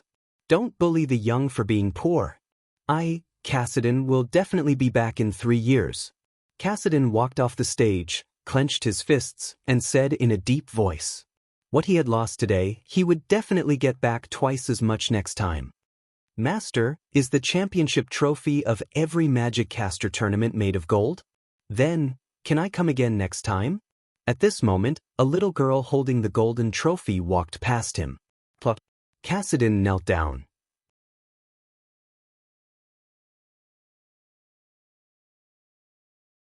Chapter 1873. Boss, our port this time is better than last year's, but the traffic is all attracted by Mamie's. Furthermore, those customers are carrying the things they bought from Mamie's, and they are eating and shopping at the same time. They just skip over our place. We can't go on like this, the shop assistant said with a gloomy face at the stall selling shortbread diagonally opposite Mamie's stall. The middle-aged boss with a big oily belly touched his bald head, and also felt that he was going bald. SMA shortbread made a name for itself last year with a fried shortbread. With its cheap price and decent texture, it became the most popular delicacy at the Gourmet Cuisine Conference. And with the fame brought about by the Gourmet Cuisine Conference, they opened 10 branches in Chaos City from a street stall in just a year. They could be called a legend in Chaos City's culinary world. They got a better location at this year's Gourmet Cuisine Conference, which was closer to the entrance. SMA was ready to go all out and transferred the outstanding employees of all the branches here. He also prepared a lot of ingredients, hoping to create another legend. They had opened many branches in the past year. Behind the glory, only SMA understood the lack of continuity of the fried shortbread. After the popularity of the Gourmet Cuisine Conference, the profits of the branches decreased day by day, and a few of them even fell into losses. Hence, he had to make SMA shortbread famous again in this Gourmet Cuisine Conference, and his ultimate goal was naturally the Gourmet Cuisine rankings. As long as he could get into the top 5 of that ranking, he wouldn't have to worry about SMA shortbread's business for the next year. He could even open 10 more branches. Anyway, it didn't take a brain to duplicate a shop. He was very familiar with this job. But now, this beautiful vision was attacked by Mamie's.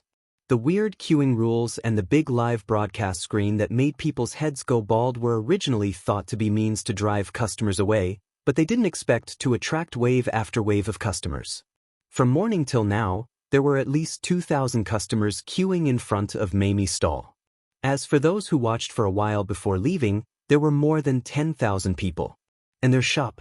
From morning till now, they had sold less than 1,000 fried shortbread and all kinds of shortbread.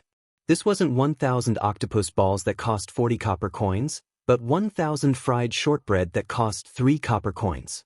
The 10-odd employees stared at each other and were so bored that they started to watch the live broadcast.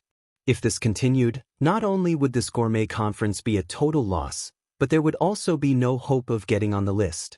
The goal of reviving Sema shortbread and becoming bigger and stronger would also become an extravagant hope. This won't do. I have to think of a way to increase my popularity. Even if it's shit, as long as it looks like it's eaten by a lot of people, it can jump to the top of the rankings. Sema's mind was very happy. He had used a lot of little tricks to make the fried shortbread popular at last year's gourmet conference. When it came to getting on the rankings, strength was one thing, but skill was equally important. The deep-fried shortbread tasted better than the shortbread sold on the streets, but the cost was about the same. After being fried in the oil pan, each and every one of them shone with a golden light. They seemed to be of a higher grade than the shortbread. They were wrapped in a paper bag and sold for 3 copper coins, which seemed very cheap. This big pot of oil didn't cost much, and it wouldn't be a problem to use it for half a year. It was filtered every night, and some bleached stones were thrown in. The next day, there would be a new pot of oil. In the last gourmet conference, the surrounding food was all priced at more than 10 copper coins. The cheapest boiled potato was 8 copper coins with a sprinkle of salt. He decisively lowered the price of the fried shortbread by 1 copper coin, and made the fried shortbread into a popular product at the super low price of 2 copper coins. In fact, there was no skill involved. It was just a contrast to his peers. But this year he had changed to a good port, but it was matched with Mamie's octopus series of delicacies that had become popular by relying on hard strength. The price of 3 copper coins was 10 times cheaper than the other party's cheapest octopus balls, but still no one was interested. Could it be that the world has changed? These guys would rather spend money to eat good food than eat fried shortbread that cost 3 copper coins? Seema frowned. In terms of taste, the fried shortbread was really not delicious. It was just cheap, chewable, and filling. Why don't we play a big one this time? Seema's eyes suddenly lit up. He quickly clenched his fist and turned to look at the shop assistant who had spoken earlier. Go, find the signature shop that we often work with and get a sign that says free fried shortbread to eat. It has to be big enough and eye-catching enough. The shop assistant and the shop assistants who were in a daze behind were stunned when they heard that. You mean free? The shop assistant asked uncertainly. Yes, free. These guys are too stingy. Even if they just watch, they won't come and eat our fried shortbread that costs 3 copper coins. They can't earn money, and they can't earn money from yelling. Wouldn't this gourmet conference be a waste? Seema waved his hand and continued, then let's just make it free. We'll lose money and yell. Let's open the market first. Then in the future, will we still need money to sell shortbread in the shop? Do we still have a salary? The shop assistant asked in a low voice, confused. The other shop assistants also looked at Seema. Don't worry, I won't treat you badly. Just do as I say. In the future, even if the fried shortbread doesn't make money, we can still sell other things. For example, the bag that holds this shortbread. If a bag sells for 3 copper coins, a fried shortbread will still be sold for 3 copper coins. Seema comforted them with a smile. But the bag wasn't made by us, another shop assistant muttered. What's wrong with that? Seema frowned and said with a sullen face, hurry up and get to work. Why are you talking so much nonsense? Everyone immediately kept quiet out of fear. Soon, the temporary signboard was in place. Come on, take a look, take a look. Seema's Crispy Biscuits Town Shop's deep-fried crispy biscuits are free of charge. Each person can only get one. First come, first served. Seema stood on a high stool and shouted through a loudspeaker. Free? Everyone immediately looked in the direction of Seema's shortbread. After a moment of hesitation, a group of people immediately rushed up. Many of them were originally standing at Mamie's stall to watch the show. This was the first time they were eating for free at the gourmet conference. No matter what it was first come, first served. Of course, they had to hurry up. Soon, the front of Seema's shortbread stall was completely surrounded. Screams, curses, and exclamations came one after another. It was even more lively and tragic than Mamie's stall. The housewives in the line only took a glance at the crazy crowd before turning back to watch Meg cook. With such a comfortable waiting environment, if Mamie stopped selling every day, they probably wouldn't be able to find a second shop. They're actually doing it for free. Isn't it too much to steal customers? Yabamiya looked at the crowd of onlookers who had been attracted and said with some dissatisfaction. Meg looked at the crowded stall and a trace of ridicule appeared at the corner of his mouth. It doesn't matter. It's just an opportunistic method. These people don't know that free food is the most expensive. If they miss today, they won't be able to eat fried octopus tentacles anymore. No pop-up window.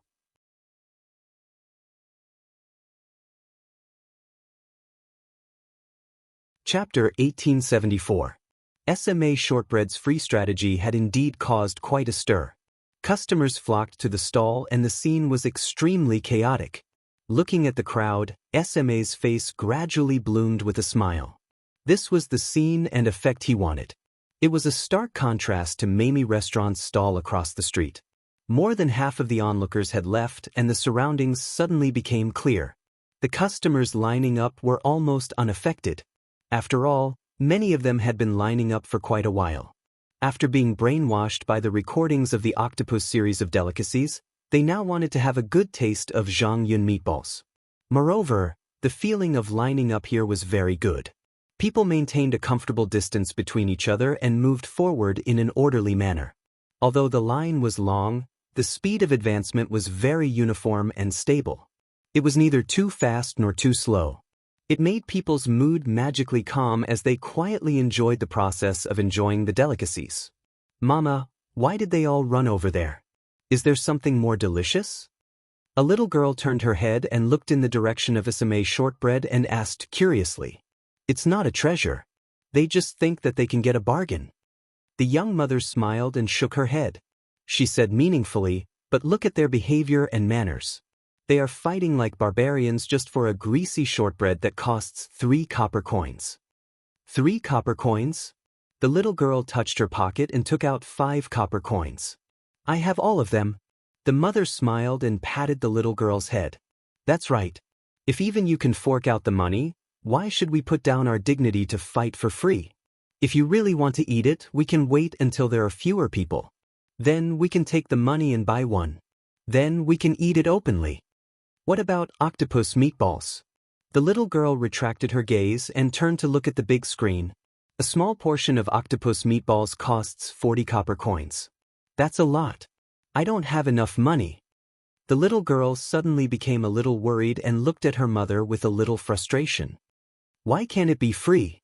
Bah! What the hell? You almost knocked my teeth out. Free things are really not good." At this time, an orc threw the fried shortbread that he had only taken a bite of into the trash can. He spat with a look of disgust and walked away. "I feel that this shortbread is not as good as usual. It doesn't taste good, and neither does it taste good. Anyway, it's free. It's fine as long as we can eat it. If you want us to spend money, that's impossible." The 2 people who had just taken the biscuits walked forward in disdain while eating. The mother looked at the young lady and said softly, "Look, free doesn't necessarily mean it's good. Often, people will be attacked for no reason and not cherish it because it's free. Won't this affect the mood of people who like this biscuit?" The little girl nodded as if she understood. "Actually, collecting money is a two-way choice. Look at how interesting this boss uncle is. He set the rules so that we can line up here leisurely. We don't have to compete with them like barbarians. We can also watch him cook and exchange delicious food for a cheap price. I think this is what a gourmet should be like," the young mother continued. "Okay, I understand. If this uncle's octopus balls are delicious, then I'll buy them with a small amount of money next time." The little girl nodded. "Even if you don't have money now, you can buy them when you have money in the future. Delicious food will never be obsolete." The mother took the little girl's hand, looked into her eyes, and said seriously, "But you must remember, you must not be those people. When you are attracted by those free things, you will miss those precious things. When you go back to look for it, you may never find it again." The little girl nodded and looked at Meg, who was frying the octopus tentacles. She swallowed her saliva and said, "Then can we have another serving of that? If we miss it, will we have no chance to eat it again in the future?" The mother was stunned and immediately smiled. "Okay, then we'll order another serving of this later." Meg really didn't care about the so-called free shortbread on the opposite side. The shortbread was the first food he tasted after coming to this world. Just think, maybe he could use it to grind his teeth? As for whether the SMA shortbread on the opposite side would become easier to grind after he fried it, that would have to wait for the customers who worked hard to get the shortbread to verify. The men who came to watch the show left, leaving more space for his target, the housewives, to watch the video and learn. Mag only cared about following his own rules. He would let the customers eat delicious food and then exchange it for a corresponding reward. Of course, this reward was already quite generous. The tentacles of the Great Old One were more precious than the meat of a giant dragon. To be able to eat it for 40 copper coins was simply too generous. President, do we need to interfere with the SMA shortbread? A staff member found Robert. Get a few staff members to help maintain order. There must be no accidents, Robert said with a frown. He knew that the SMA shortbread's actions would cause a certain amount of harm to other businesses, but the Food Association couldn't interfere with the business's operations. This bastard is really shameless. He's actually doing it for free. Yeah, he's even more shameless than Mamie's. At least he wins by relying on taste. Are we going to follow? Follow your head. My roast pig costs 800 coins, and you're letting me do it for free. Do you know how expensive pork is now? SMA smiled, but the bosses of the surrounding stalls were miserable. Although Mamie's attracted a lot of customers, there were still many customers who could get a portion of the shortbread. Now that the SMA shortbread was doing this, the customers who were holding the shortbread in their hands didn't even look at them and walked away. This was no different from taking drastic measures to deal with them. But looking at the crowd in front of the SMA shortbread stall, they were a little tempted. Amy was about to go eat something delicious with Crassus when she was stopped by Abraham. It's you, Uncle Fatty. Is your fat eagle doing well? Amy looked at Abraham and asked curiously. Although it was a little difficult, it still flew back. Abraham was a little embarrassed. His fat eagle was really too embarrassing, but he immediately put on a smiling face. Little boss, are you going to eat? I know best where there's good food in Rodu. Why don't I lead the way? Really? Amy's eyes lit up, and she immediately nodded. All right then, I'll let you lead the way. Hee, and Little Boss's performance in the past 2 days has allowed me to earn 2 billion copper coins.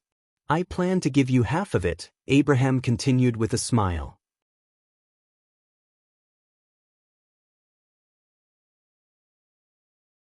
Chapter 1875.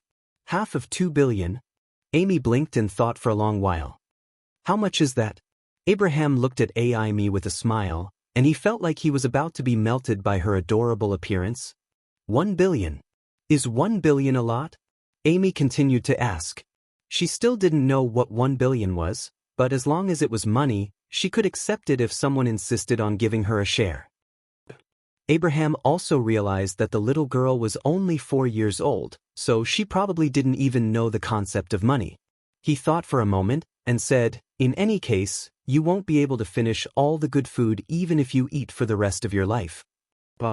Amy's eyes instantly lit up, and an image immediately appeared in her mind. That's countless big chicken legs, countless roast ducks, countless big pig trotters. Yes, with 1 billion, you can do whatever you want. Abraham also smiled. Suddenly, he felt a slightly unfriendly gaze. He slowly raised his head and met Crassus's scrutinizing gaze. Congratulations, Master Crassus. Abraham immediately smiled. Crassus frowned slightly. He couldn't let Amy be blinded by money and neglect her magic cultivation. He looked at Amy earnestly and said, Little Amy, money isn't everything. But money can't be used without money. That way, you won't be able to buy good food. Amy had a serious expression on her face. Crassus stared at Amy for a while, and a smile immediately appeared on his face.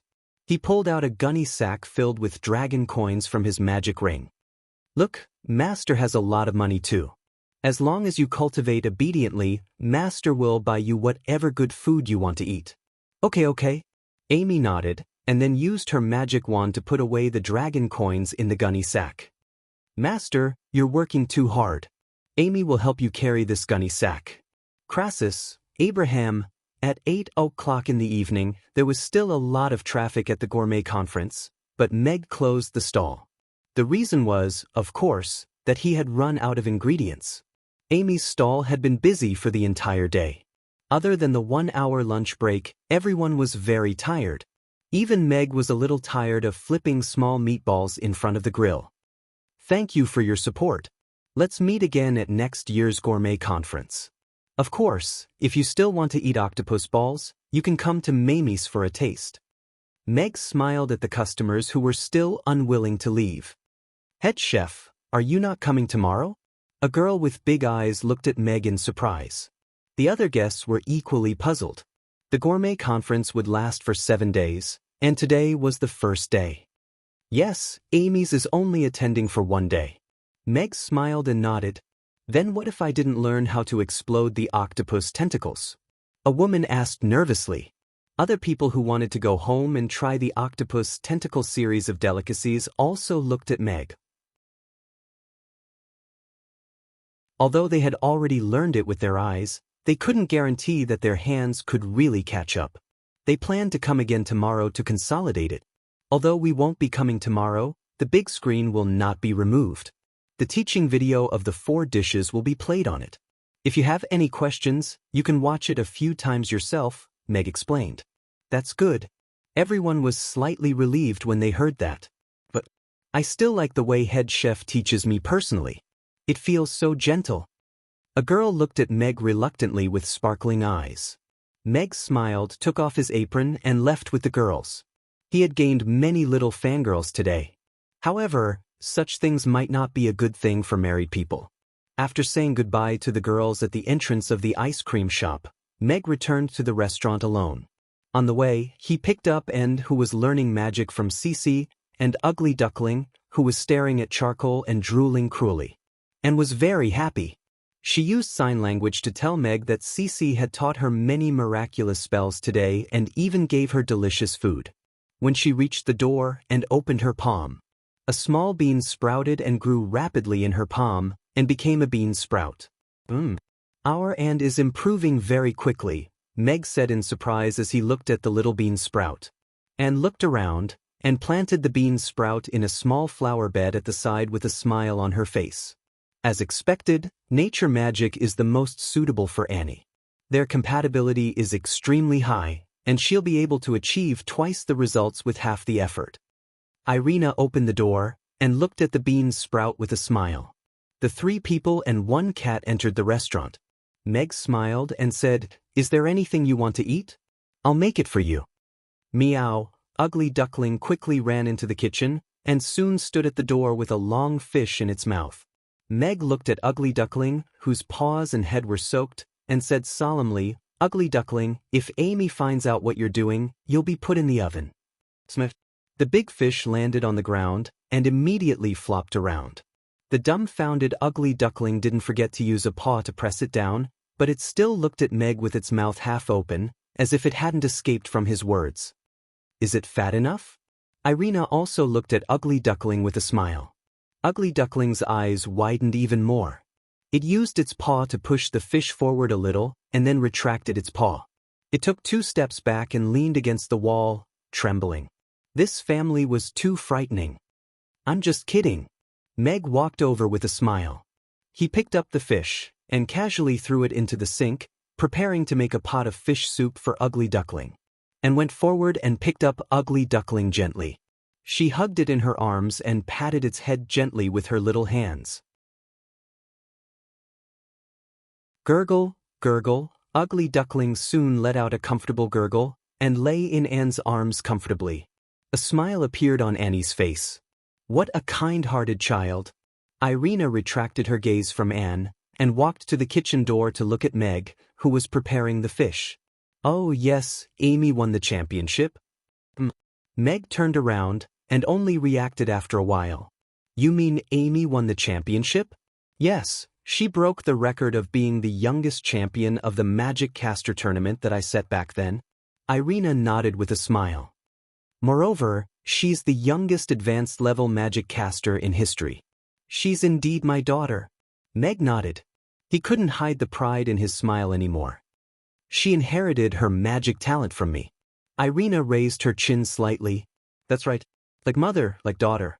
Meg nodded in agreement. "You mean I'm a tigress?" Irina looked at Meg, but her gaze gradually became dangerous. "Meg."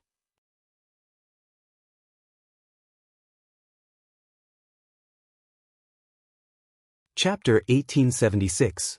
The 3 of them had a scrumptious supper together. He treated it as a celebration for Amy's championship.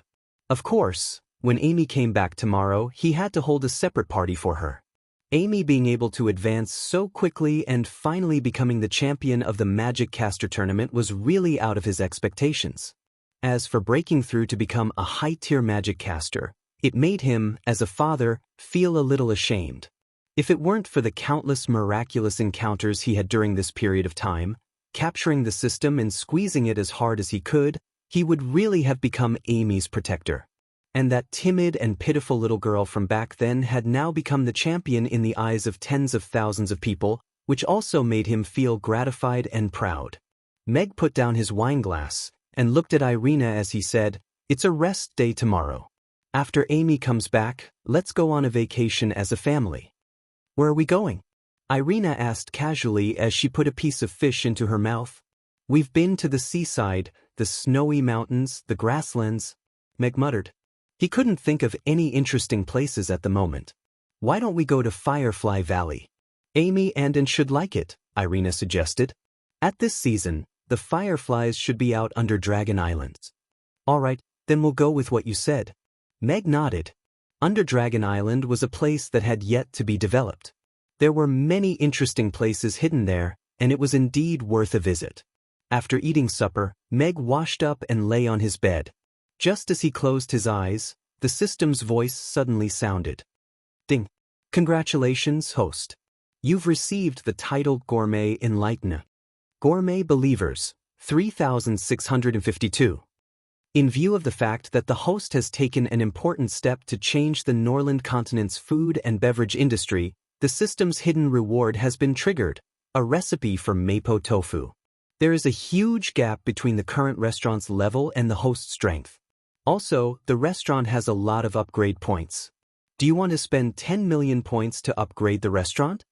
Gourmet Enlightener? This title sounds good." Meg nodded. Those 3,000 plus followers should be the result of today's live broadcast.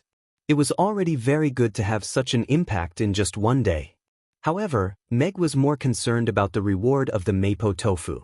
This was one of his favorite Sichuan dishes. It was spicy and tasty, and it could be said to be a divine dish that went well with rice. After losing 2 dishes, he received 1 mapo tofu. Meg felt that he had profited. As for upgrading the restaurant, Meg was also interested. "How can I upgrade the restaurant with 10 million points?" Meg asked. It had been several months since the last upgrade. 10 million upgrade points can upgrade the restaurant into a flying fortress. The restaurant will gain the ability to fly in an orderly manner. Its speed can reach Mach 1, and it will also gain level 9 attack resistance, the system replied. Mach 1 was slightly faster than the fastest cruising speed of a civil aircraft. Although it was not as fast as a fighter jet, it was already extremely fast for a restaurant. A restaurant that could fly was naturally a gimmick. To Mamie Restaurant's existence had already gone from the initial stage of providing food to an idealistic stage, bringing delicious food to the Norland continent. The ice cream shop and Mana Hot Pot restaurant were extensions of Mamie's. That day in the underground cavern, he almost died in the lightning tribulation during the battle with the octopus monster. At that time, the deepest thought in his heart was that he regretted not being able to accompany Amy as she grew up. He regretted not being able to bring her to see the wider world and experience a different life. Although Mamie's had already become a famous restaurant in Chaos City, it was still a niche restaurant. Its influence could not even be compared to the huge number of pancakes on the streets.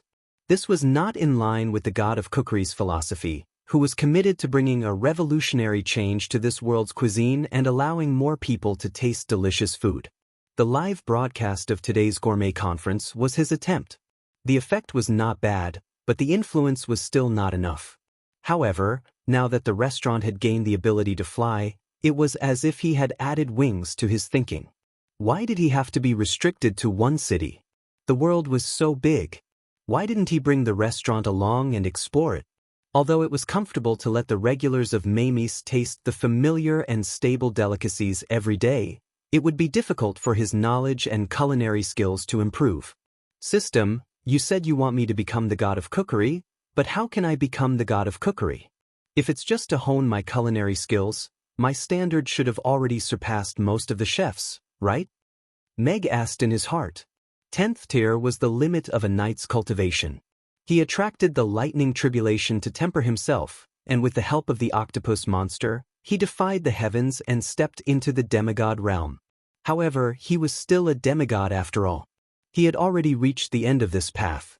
It was obviously very difficult for him to become a god through hard cultivation. This was already at the level of the heavenly Tao. Hence, what he wanted to know now was whether the system's so-called god of cookery was a real god, or a high-level evaluation of culinary skills. For the past few months, the host has indeed shown a serious and positive attitude towards his culinary skills.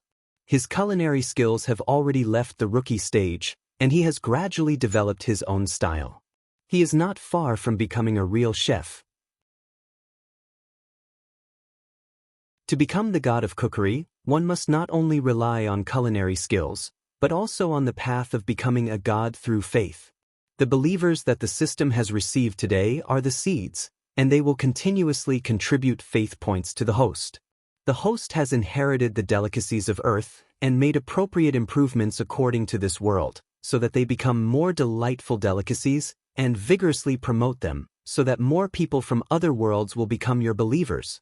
The continuous accumulation of faith will become the host's foundation, and in the end, you will become the one and only god of cookery in this world. The system solemnly replied.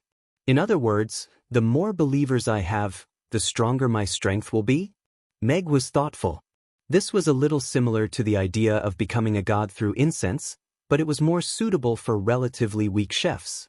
If this was the case, it meant that he had reached the ceiling on the path of a knight, but he had only just taken the first step on the path of becoming the god of cookery.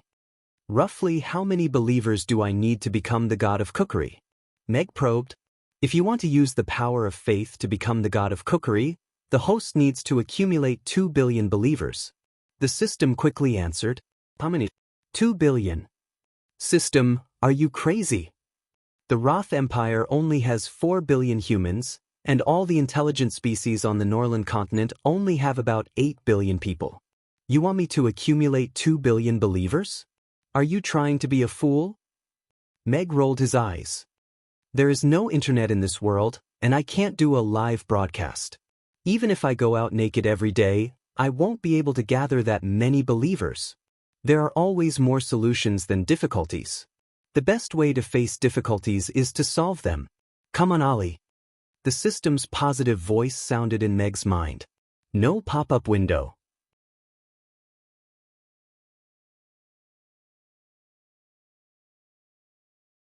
Chapter 1877.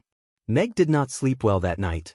Apart from learning how to make mapo tofu, he spent the rest of his time thinking about how to gain more fans. The so-called believers, in other words, were just fans. If belief could make one a god, Meg could not help but wonder if those management companies were secretly creating gods. The path to becoming a god on Earth has been cut off. Belief is no longer feasible. Otherwise, anyone could become a god with only 2.5 years of practice, the system said in a slightly mocking voice. But there's nothing wrong with their thinking. If they want to attract fans quickly, they need to have enough exposure. But the biggest problem in this world is that there's no channel for high exposure.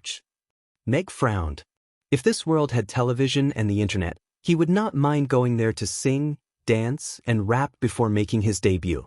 But now, even the age of steam had just begun. If he took too big a step, not only would it be easy to pull his balls, it would also be easy to tear his pants. Meg was not sure if this world was wearing underwear. The steam engine was still in the experimental stage. He could not rashly bring in the age of electricity. But today's live teaching gave him some new ideas. Although the development of technology in this world was behind, the development of magic made up for the shortcomings of technology to a certain extent. If it could be used properly, it could surpass technology and obtain things with similar effects. From video recorders to projectors, how many generations of people had worked tirelessly to obtain them? Between a photostone and a projection stone, with a conversion array, it could carry out a short-distance real-time broadcast. This was also the wisdom of the people in this world. But the problem of long-distance transmission was not solved. The overly large size also limited it as a family entertainment project. If I put the photo stone and projection stone into a box, then optimize and shrink the conversion array, and use the photo stone as a DVD film, this project seems like it's worth a try? Meg touched his chin and fell into deep thought. Then I can forcibly insert a 3-minute gourmet teaching advertisement into the booting screen. Before dawn, Meg had already drawn 3 drafts of the design of the magic camera in the study room and built the models one by one. Because the image conversion system was already very mature, Meg only made an integrated and optimized design, allowing the originally complicated and huge conversion system to be put into a flat box. Of course, he couldn't optimize the conversion array. What he did was design. The optimization had to be left to a professional array master. Professional people should do professional things. This was the principle that his father had taught him since he was young. As for who should do the magic improvement, Meg already had a candidate in mind. Done. When the alarm went off at 6 o'clock, Meg had just received the printed design drawings. Meg had racked his brains and exhausted all the knowledge he had in his life to come up with such an integrated system, allowing the people of the alternate world to skip the black and white films and television and directly step into the stage of watching color television. Currently, there was no way to solve the problem of transmission lines, so the first generation of Magic Vision could only be called a photographic stone projector. A standard photographic stone was placed in the reading slot, and the images stored in the photographic stone could be played. This wasn't something new. Many organizations and wealthy families had this thing. Meg's goal was for every family to have such a Magic Vision machine, and not to make it a rare tool. Therefore, he wanted to break the bottom line of the price and lower the threshold of operation, so that Magic Stone DVDs would become popular in the alternate world. But many years later, when people really liked the Magic Vision, how would they feel if they learned that the person who designed this thing back then only wanted them to watch a 3-minute pre-installed advertisement? Putting away the drawings, Meg washed up and went downstairs to make breakfast. The development of the Magic Vision wasn't the work of a day. Promoting it and letting it enter thousands of families was a long-term thing. After a night of thinking, Meg actually already had an idea of how to increase his influence and gain more fans in a short period of time. It was his rest day today. Last night, he specifically told Irina and Ann to sleep in and get up at 8 o'clock. Then, he pushed his bicycle out of the door and went straight to the small seafood store. But the small seafood store was already open. Seeing Meg coming in, Aaliyah greeted him with a smile. The other employees also greeted him one after another. "Don't worry about me, everyone." Meg nodded with a smile. Then, he looked at Aaliyah and asked, "How was business yesterday?" "There were a lot more customers buying octopus tentacles yesterday. We sold over 2,000 caddies of octopus tentacles." Aaliyah couldn't hide her joy. Compared to the first day of the trial, yesterday's business was really booming. "Well, very good." Meg nodded. Yesterday, the stall at the gourmet conference sold over 2,000 caddies of octopus tentacles. He didn't expect the seafood store to achieve such a good result. Then, he continued, the restaurant won't continue to set up stalls today, but the seafood stall will remain. You and 5 employees will take over the seafood stall. The remaining employees will stay behind to teach the new colleagues. Any problems? Well, I've already told them yesterday. There's no problem with the current flow of customers. Aaliyah nodded. Yesterday, Meg asked Aaliyah to recruit the 10 selected elves from that day to the seafood store and conduct induction training for them. While ensuring that the seafood store had sufficient manpower, Aaliyah could take over the stall. The delicacy conference was still the best entry point for the small seafood shop. Only by making the seafood series a household name, or even a famous dish in Chaos City, could the small seafood shop achieve Meg's goal of having all the people eating the great old days. Meg nodded slightly and solemnly said, "There are about 5,000 caddies of octopus tentacles in the freezer under the seafood stall. It's enough for today's sales. You just need the staff to be there. The gourmet conference will have a lot of people, and it will be very busy. You have to be prepared." From 8 a.m. to 8 p.m., you will be in charge of the shift for these 7 days. All right, I will make the arrangements. Aaliyah nodded seriously. Meg then gave a few more instructions before returning to the restaurant. He believed in Aaliyah's ability. Breakfast had just been prepared when Irina and came downstairs after washing up. I'm really going to wake you up. Meg smiled at the two of them. We'll wake up naturally when we smell the aroma. Irina looked at the breakfast on the table, youtiao, soy milk, and tofu pudding. And, on the other hand, gave a clean smile. After breakfast, Meg was about to arrange for the home theater when the bell rang outside the door, followed by Amy's soft voice. Father, I'm back.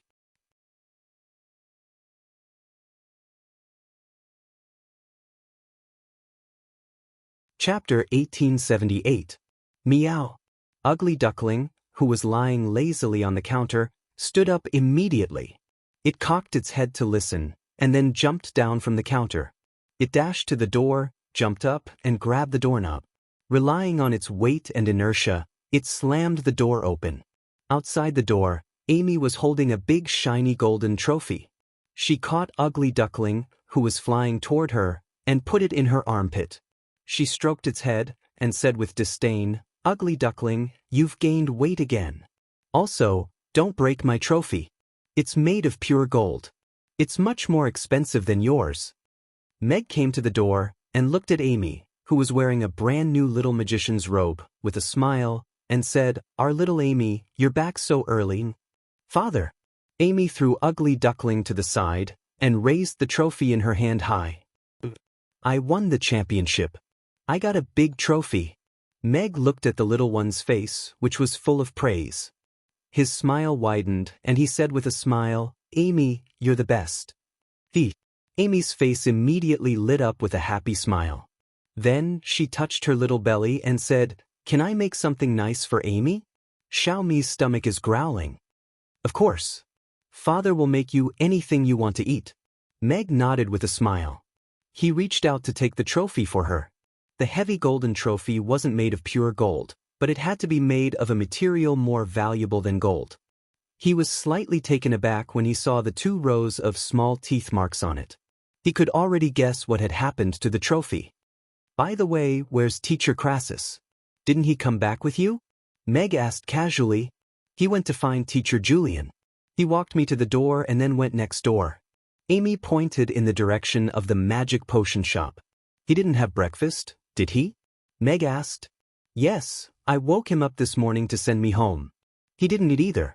Amy nodded. Hey, come in. Meg nodded with a smile. Amy skipped through the door. When she saw Irina and Anne, she happily ran up to them.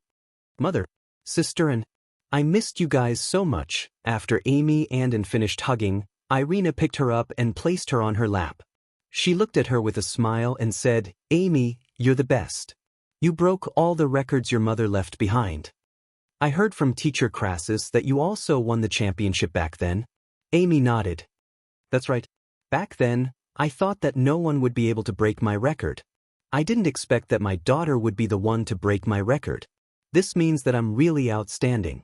Irina nodded, her face full of pride. I think I deserve half of the credit, Meg interjected.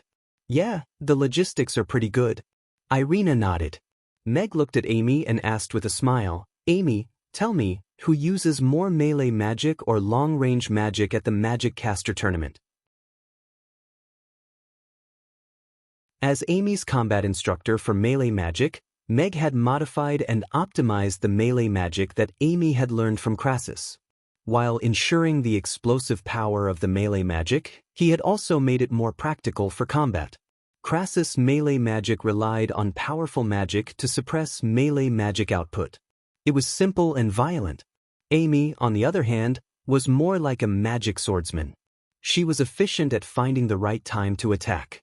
While launching a precise attack, she also maintained a high explosive power of melee magic. Half and half, Amy said after thinking seriously. But most of the time, I used melee magic to end the battle. Father will make you some fried rice. Let's go out and have fun as a family. Meg turned around and went into the kitchen with a hint of pride. Irina wasn't annoyed. She looked at Amy with a smile and continued, "Let's have our champion tell us, what else happened?" A big friend appeared in the kids group. He defeated all the kids and won first place in the kids group. I defeated all the big friends and won first place in the big friends group. After that, he became a laughingstock, Amy said with a smile. That's a really pitiful champion of the juvenile group. Irina also laughed when she heard that. She thought of the juvenile group champion who was also older than her. It was really funny how he looked so ashamed. Meg came out of the kitchen with a bowl of Yangzhou fried rice and a bowl of savory tofu pudding. He also packed a few dishes and a bottle of 50-year-old rum and sent them to the magic potion shop next door. Before Meg even entered the shop, he heard Crassus and Julian talking loudly.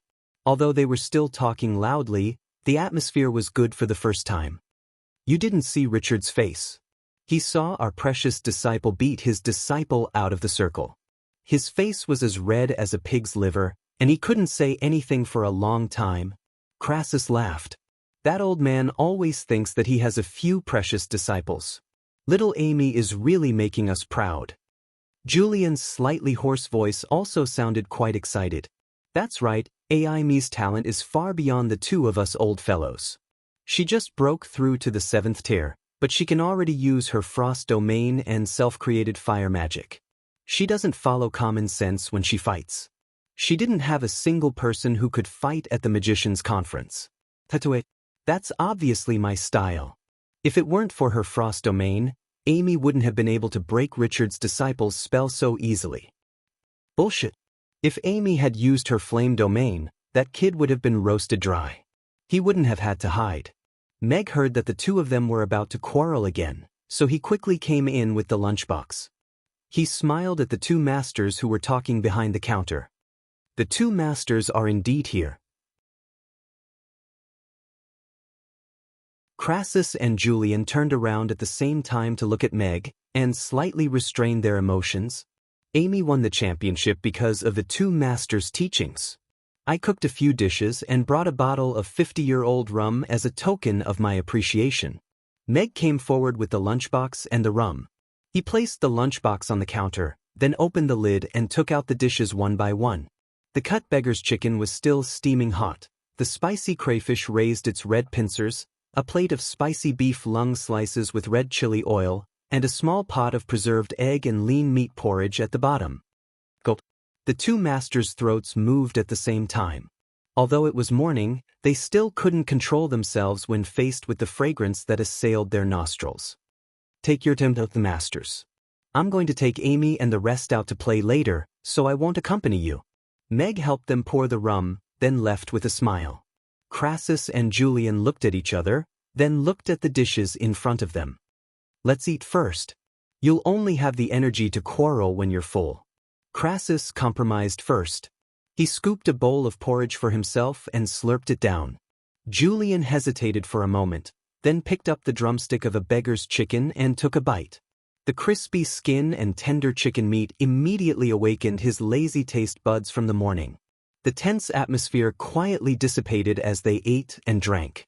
No pop-up window.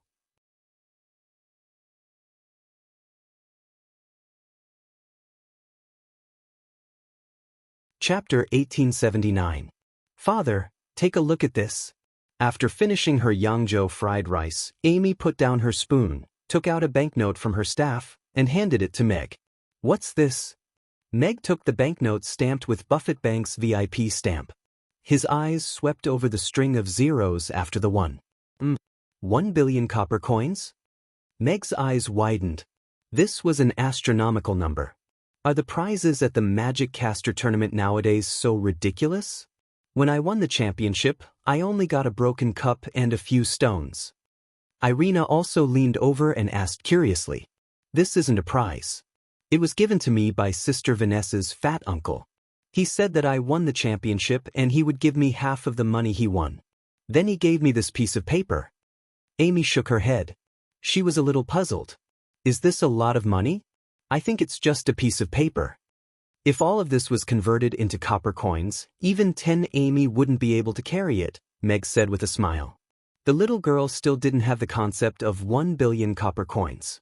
It seemed that this money was given to Amy by Abraham, which meant that he had earned 2 billion copper coins from the Magus Tower. The Magus Tower had probably lost everything this time. That was 1 billion copper coins. Amy's had been open for several months, and he had worked hard every day, but he hadn't even earned a small amount of money. Amy had turned into a rich first-generation person sitting on a fortune of 1 billion. And he had become a rich first-generation person? You see, the ups and downs of life were just that wonderful. Wow, that must be a lot of money. After hearing Meg's words, Amy immediately understood. Her eyes lit up as she looked at the banknote. Father will keep this banknote for you first. When you grow up, I'll give it to you, okay? Meg asked with a smile as he looked at Amy. Amy nodded without hesitation. In exchange, this bag of money is for you. Meg took a large bag of money from behind the counter and placed it in front of Amy. The cloth bag fell on the table and made a crisp clanking sound. Amy opened the sack and saw that it was filled with copper, silver, gold, and dragon coins. Her eyes lit up. So much money. Then I'll accept it.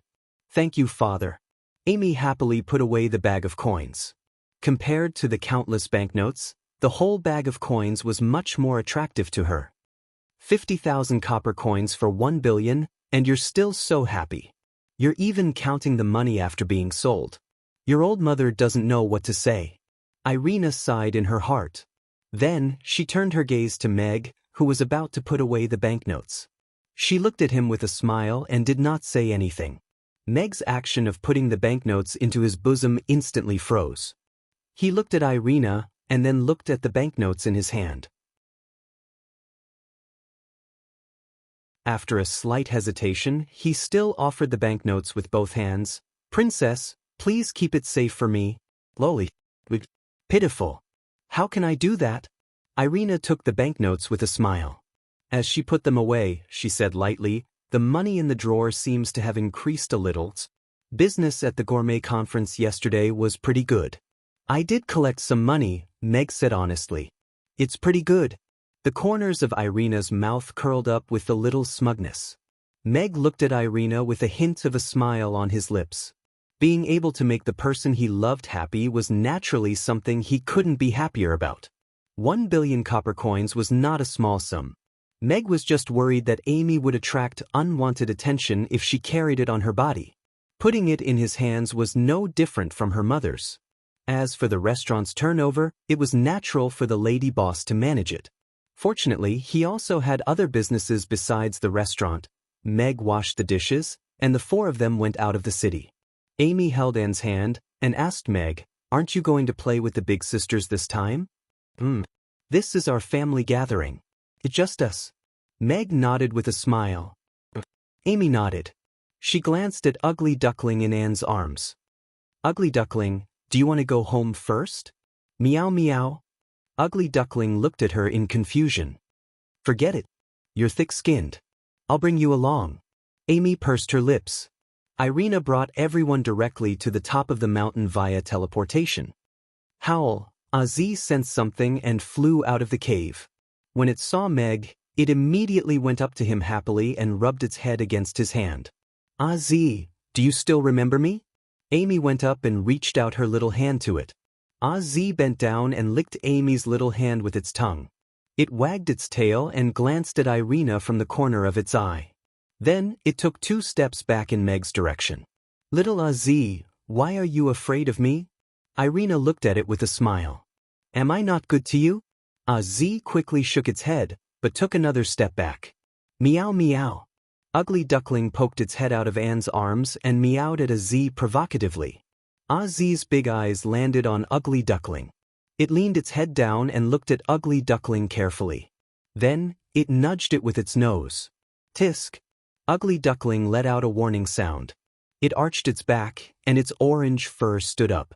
Pigeon, pigeon, pigeon. However, Aziz suddenly burst into laughter and exhaled at Ugly Duckling again. Ugly Duckling's puffed-up fur was messed up instantly. It was also dizzy from the wind. At this moment, Anne reached out her hand and placed it gently on Aziz's head. She shook her head slightly at it. Aziz rubbed its head against her hand and retracted its head. It stopped teasing Ugly Duckling. Meow meow. Ugly Duckling gradually calmed down under Anne's touch. It found a comfortable angle and closed its eyes. Let's go. We should set off. Meg patted Ozzy's wings with a smile. Ozzy bent down obediently. With a flap of its purple wings, it turned into a purple bolt of lightning and disappeared into the sky. After getting on Ozzy's back, Ugly Duckling crawled back into Amy's arms from Anne's arms. It hugged the corner of her clothes and shivered. Ugly Duckling, don't you have wings too? Why are you still afraid of heights? Amy pointed at the 2 light silver wing marks on Ugly Duckling's back with disdain. Meow. Ugly Duckling looked down at the mountains and rivers that were passing by quickly. It retracted its head and buried it even deeper. You can't do this. Although I can use my wind fire wheels and wings to fly now, I still need a flying mount if I want to go somewhere far away. If you can't do it, then I'll have to find something else, Amy said seriously with a straight face. Ugly Duckling immediately raised its head and looked at Amy nervously. It blinked and hesitated for a while before reluctantly stretching out one of its short legs and scratching the air a few times. The whistling wind brushed past its claws, and it retracted it with a whoosh. Whoosh. Ozzy, who was flying seriously, suddenly turned around and blew at Ugly Duckling. Ugly Duckling, which was lying on Amy's lap, seemed to have been hit by a strong gust of air and was sent flying with a whoosh.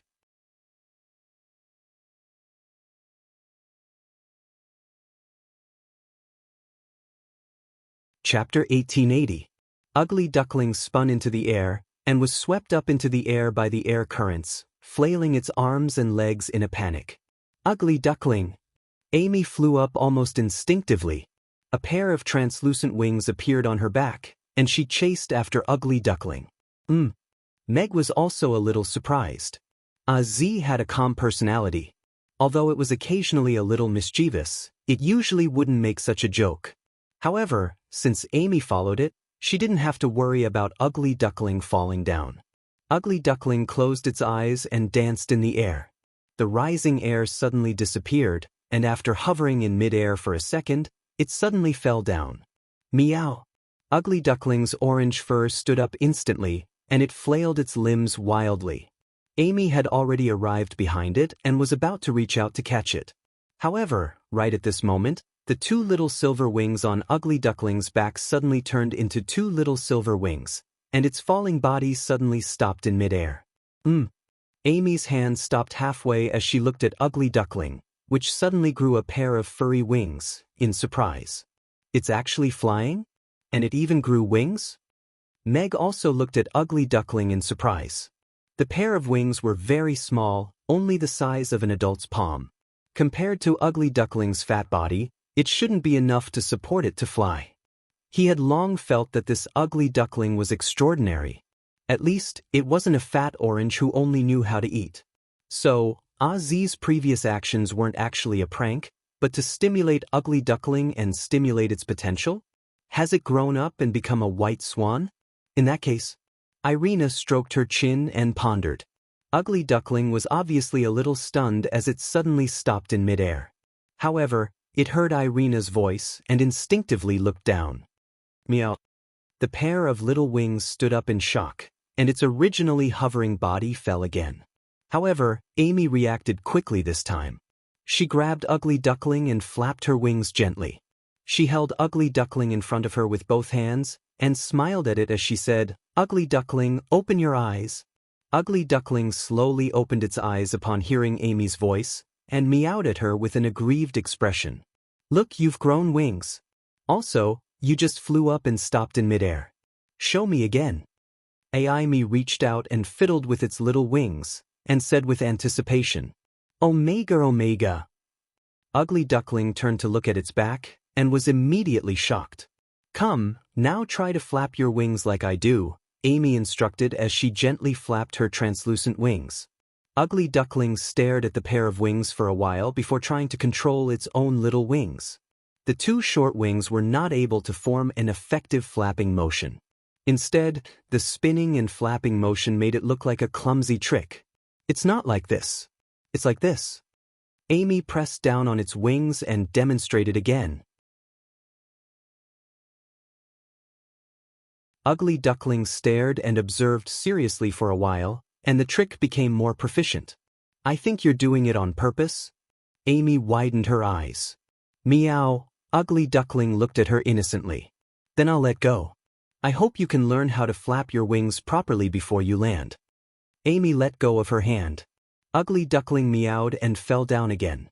In its panic, Ugly Duckling subconsciously flapped its wings. However, the trick didn't make it rise or hover successfully. Instead, it made it scurry around in midair and fall faster. Az was flying at an extremely high altitude. It was at least 1,000 meters above the ground, and it also flew down. After Amy let go of Ugly Duckling, she also flew down, maintaining a certain distance from it. Meg knew what Amy was thinking. She wanted to learn from Az and let Ugly Duckling learn how to fly in an extreme environment. This was actually quite in line with the natural selection principle. Moreover, Amy, who was flying along, also provided a layer of protection for Ugly Duckling. In the natural world, this was something that even its mother wouldn't do. The crazy trick made Ugly Duckling scurry around in the air like a headless fly, and it spiraled downward. Az was already cramping up with laughter at the side. It was as if it had never seen such a stupid thing before, and looked at Ugly Duckling worriedly. However, she was slightly relieved when she saw Amy flying down with it. Ugly Duckling fell faster and faster. In the blink of an eye, it was less than 50 meters above the ground. There were hard mountain rocks below. If it crashed down at this speed, its head would definitely be buzzing. So stupid, Amy sighed. She flapped her wings, and the speed of her descent suddenly increased. She quickly approached Amy and was prepared to catch her before she landed.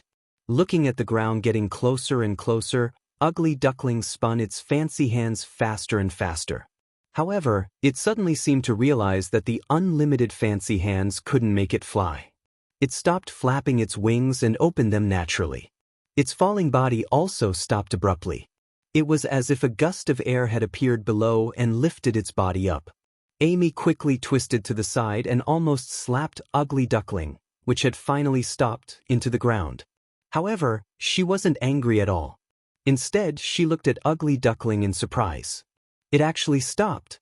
Everyone on Az's back was also looking at Ugly Duckling with a hint of surprise in their eyes. Ugly Duckling was also a little confused. However, it seemed to have realized something this time. It didn't make those fancy movements anymore. Instead, it tried to flap its wings slowly. Its chubby body began to rise slowly. Although there were some fluctuations, the overall trend was still upward.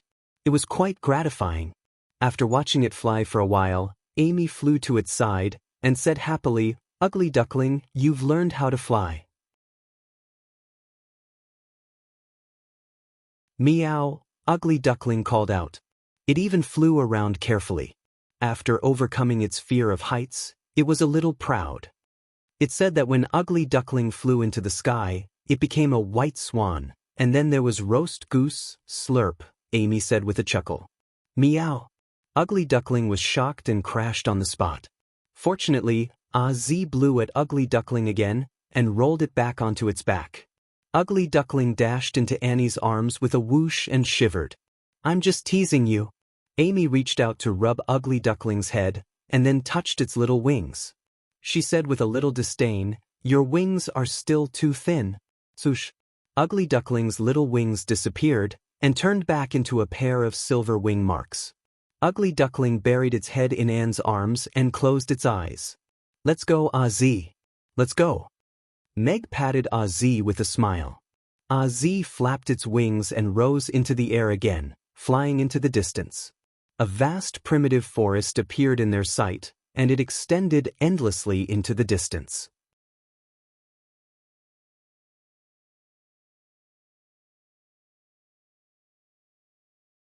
Chapter 1881. During the racial war back then, the giant dragons used their powerful ruling power to obtain the Dragon Island, the most fertile Taran forest on the entire Norland continent, and a part of the boundless sea realm. The giant dragons revered the sky, and saw themselves as the kings of the sky. Therefore, even the weakest giant dragon race hoped to have a place on the Dragon Island, and disdained the fertile forest under the Dragon Island. In the past 100 years, the Taran forest became a paradise for animals, plants, and magical beasts. The original ecology was almost undamaged and became more and more lively. The further south they went, the higher the temperature. The snow mountain was already far behind them, and the forest below was lush. This might be the last piece of pure land on the Norland continent, Irina said softly as she looked at the forest below. The wind forest in the past should have been more beautiful than this. The racial war that lasted for hundreds of years destroyed a large area of the forest, and after the war ended, many fortresses and walls were erected in the forest, killing the forest once again. Yes. Although the giant dragons were a little overbearing back then, they left behind a piece of pure land for the Norland continent. Meg nodded. This stretch of forest occupied almost 1/3 of the Norland continent's territory. Ozzy's flying speed was not fast, mainly to accommodate Ugly Duckling and Amy, who were practicing flying at the side. Under Amy's training, Ugly Duckling, which was originally flying crookedly, could now flap its wings and fly in a straight line. Although its two small fleshy wings looked cute, its flying speed was not slow at all when it was serious. It was just that its body was too round and looked like a little fat bee flying from afar. Ugly Duckling, from today onwards, I won't restrict you from eating. Grow up quickly. I want to ride on you and fly.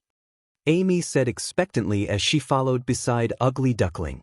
Ugly Duckling's eyes lit up instantly, and it nodded happily. However, you have to grow up, not become fat. There's a difference, Amy added. Ugly Duckling blinked as if it did not understand Amy's words. What do you think Ugly Duckling is? A type of magical beast? Meg asked casually. Irina looked at Ugly Duckling and said, it should be a type of magical beast. Either it's not very smart, or its bloodline is not inferior to Ozzy's. That's why it dares to be so fierce to Ozzy. It's really hard to determine what kind of situation it is. Meg frowned. Furthermore, Ugly Duckling was raised by Amy, so it was used to seeing 10th-tier powerhouses. It didn't even look up when it saw 10th-tier powerhouses eating in the restaurant, so perhaps it was just being careless. Although it's ugly now, it might grow up to be good-looking after a while. If you take care of it, it might not become prettier, but it will definitely become fatter. Meg shook his head. Not long after, Amy and Ugly Duckling, who were tired from flying, returned to the griffin's back. Ozzy's speed suddenly increased. Father, are we going to catch pigs again today? Amy asked Meg with Ugly Duckling in her arms. No, we're not going to Dragon Island this time. Meg shook his head with a smile. The last time he brought Amy to Dragon Island, it was to catch fiery pigs. He didn't expect this little fellow to still remember. I see. Then are we still going to play in the little dragon's cave? They don't even want money and just throw it on the ground, Amy said expectantly. We won't go this time. We'll go again when he saves more money. Meg held back his laughter. Oh, all right then. Amy nodded. She looked around, and her eyes suddenly lit up when she saw something below. Look, there's a huge lake there. That's one of our destinations, Jacob Lake. Go down Ozzy. Meg patted Ozzy with a smile. Howl. Ozzy let out a long howl and dove down. It was a huge amber surrounded by a forest. Streams of water flowed from all over the forest and gathered here to form a blue gem embedded in the forest. In the middle of this huge lake, islands of various sizes were scattered all over the place. Ozzy spread its wings and landed steadily on the largest island with the crowd. Wow, there are fruits everywhere. Amy jumped onto the ground and quickly climbed up a big tree. She plucked a big yellow fruit and waved it at Meg. Father, can this yellow fruit be eaten? Yes, it can be eaten. Meg glanced at the big mango in Amy's hand. But you have to peel it first. Jacob Lake nourished this island, and the abundant sunshine throughout the year created this fruit kingdom. There were all kinds of fruits on this island, and it was like a fruit garden. Furthermore, it was much bigger than the other islands, and the fragrance of the fruits filled the air. It was the most beautiful time of the year at Jacob Lake. Meg and the others landed on the ground. Ugly Duckling was just about to jump down when Ozzy shook its wings and swung it back. It flapped its wings and rose into the air before diving into the lake. Bam! Water splashed everywhere, and Ozzy and Ugly Duckling disappeared from the surface of the lake.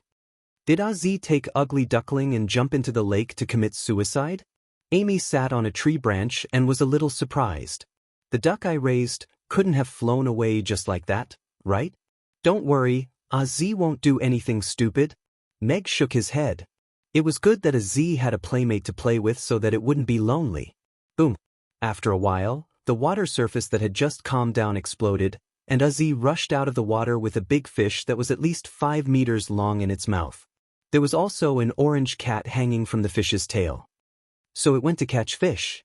Looks like Ugly Duckling has even learned how to swim. Amy blinked. But are they working together? Ugly Duckling was biting the big fish's tail tightly, while Ozzy was biting the big fish's head. It did look like they were working together. However, Ozzy was a 10th-tier purple-striped griffin. It only needed Ugly Duckling's help to catch a fish. It was just looking for a playmate. Howl, howl, howl. Ozzy landed in front of Meg with the big fish in its mouth and shouted at him. Father, they want to eat grilled fish? Amy came down from the tree with a half-eaten big mango in her hand. She looked at the super big fish and swallowed her saliva.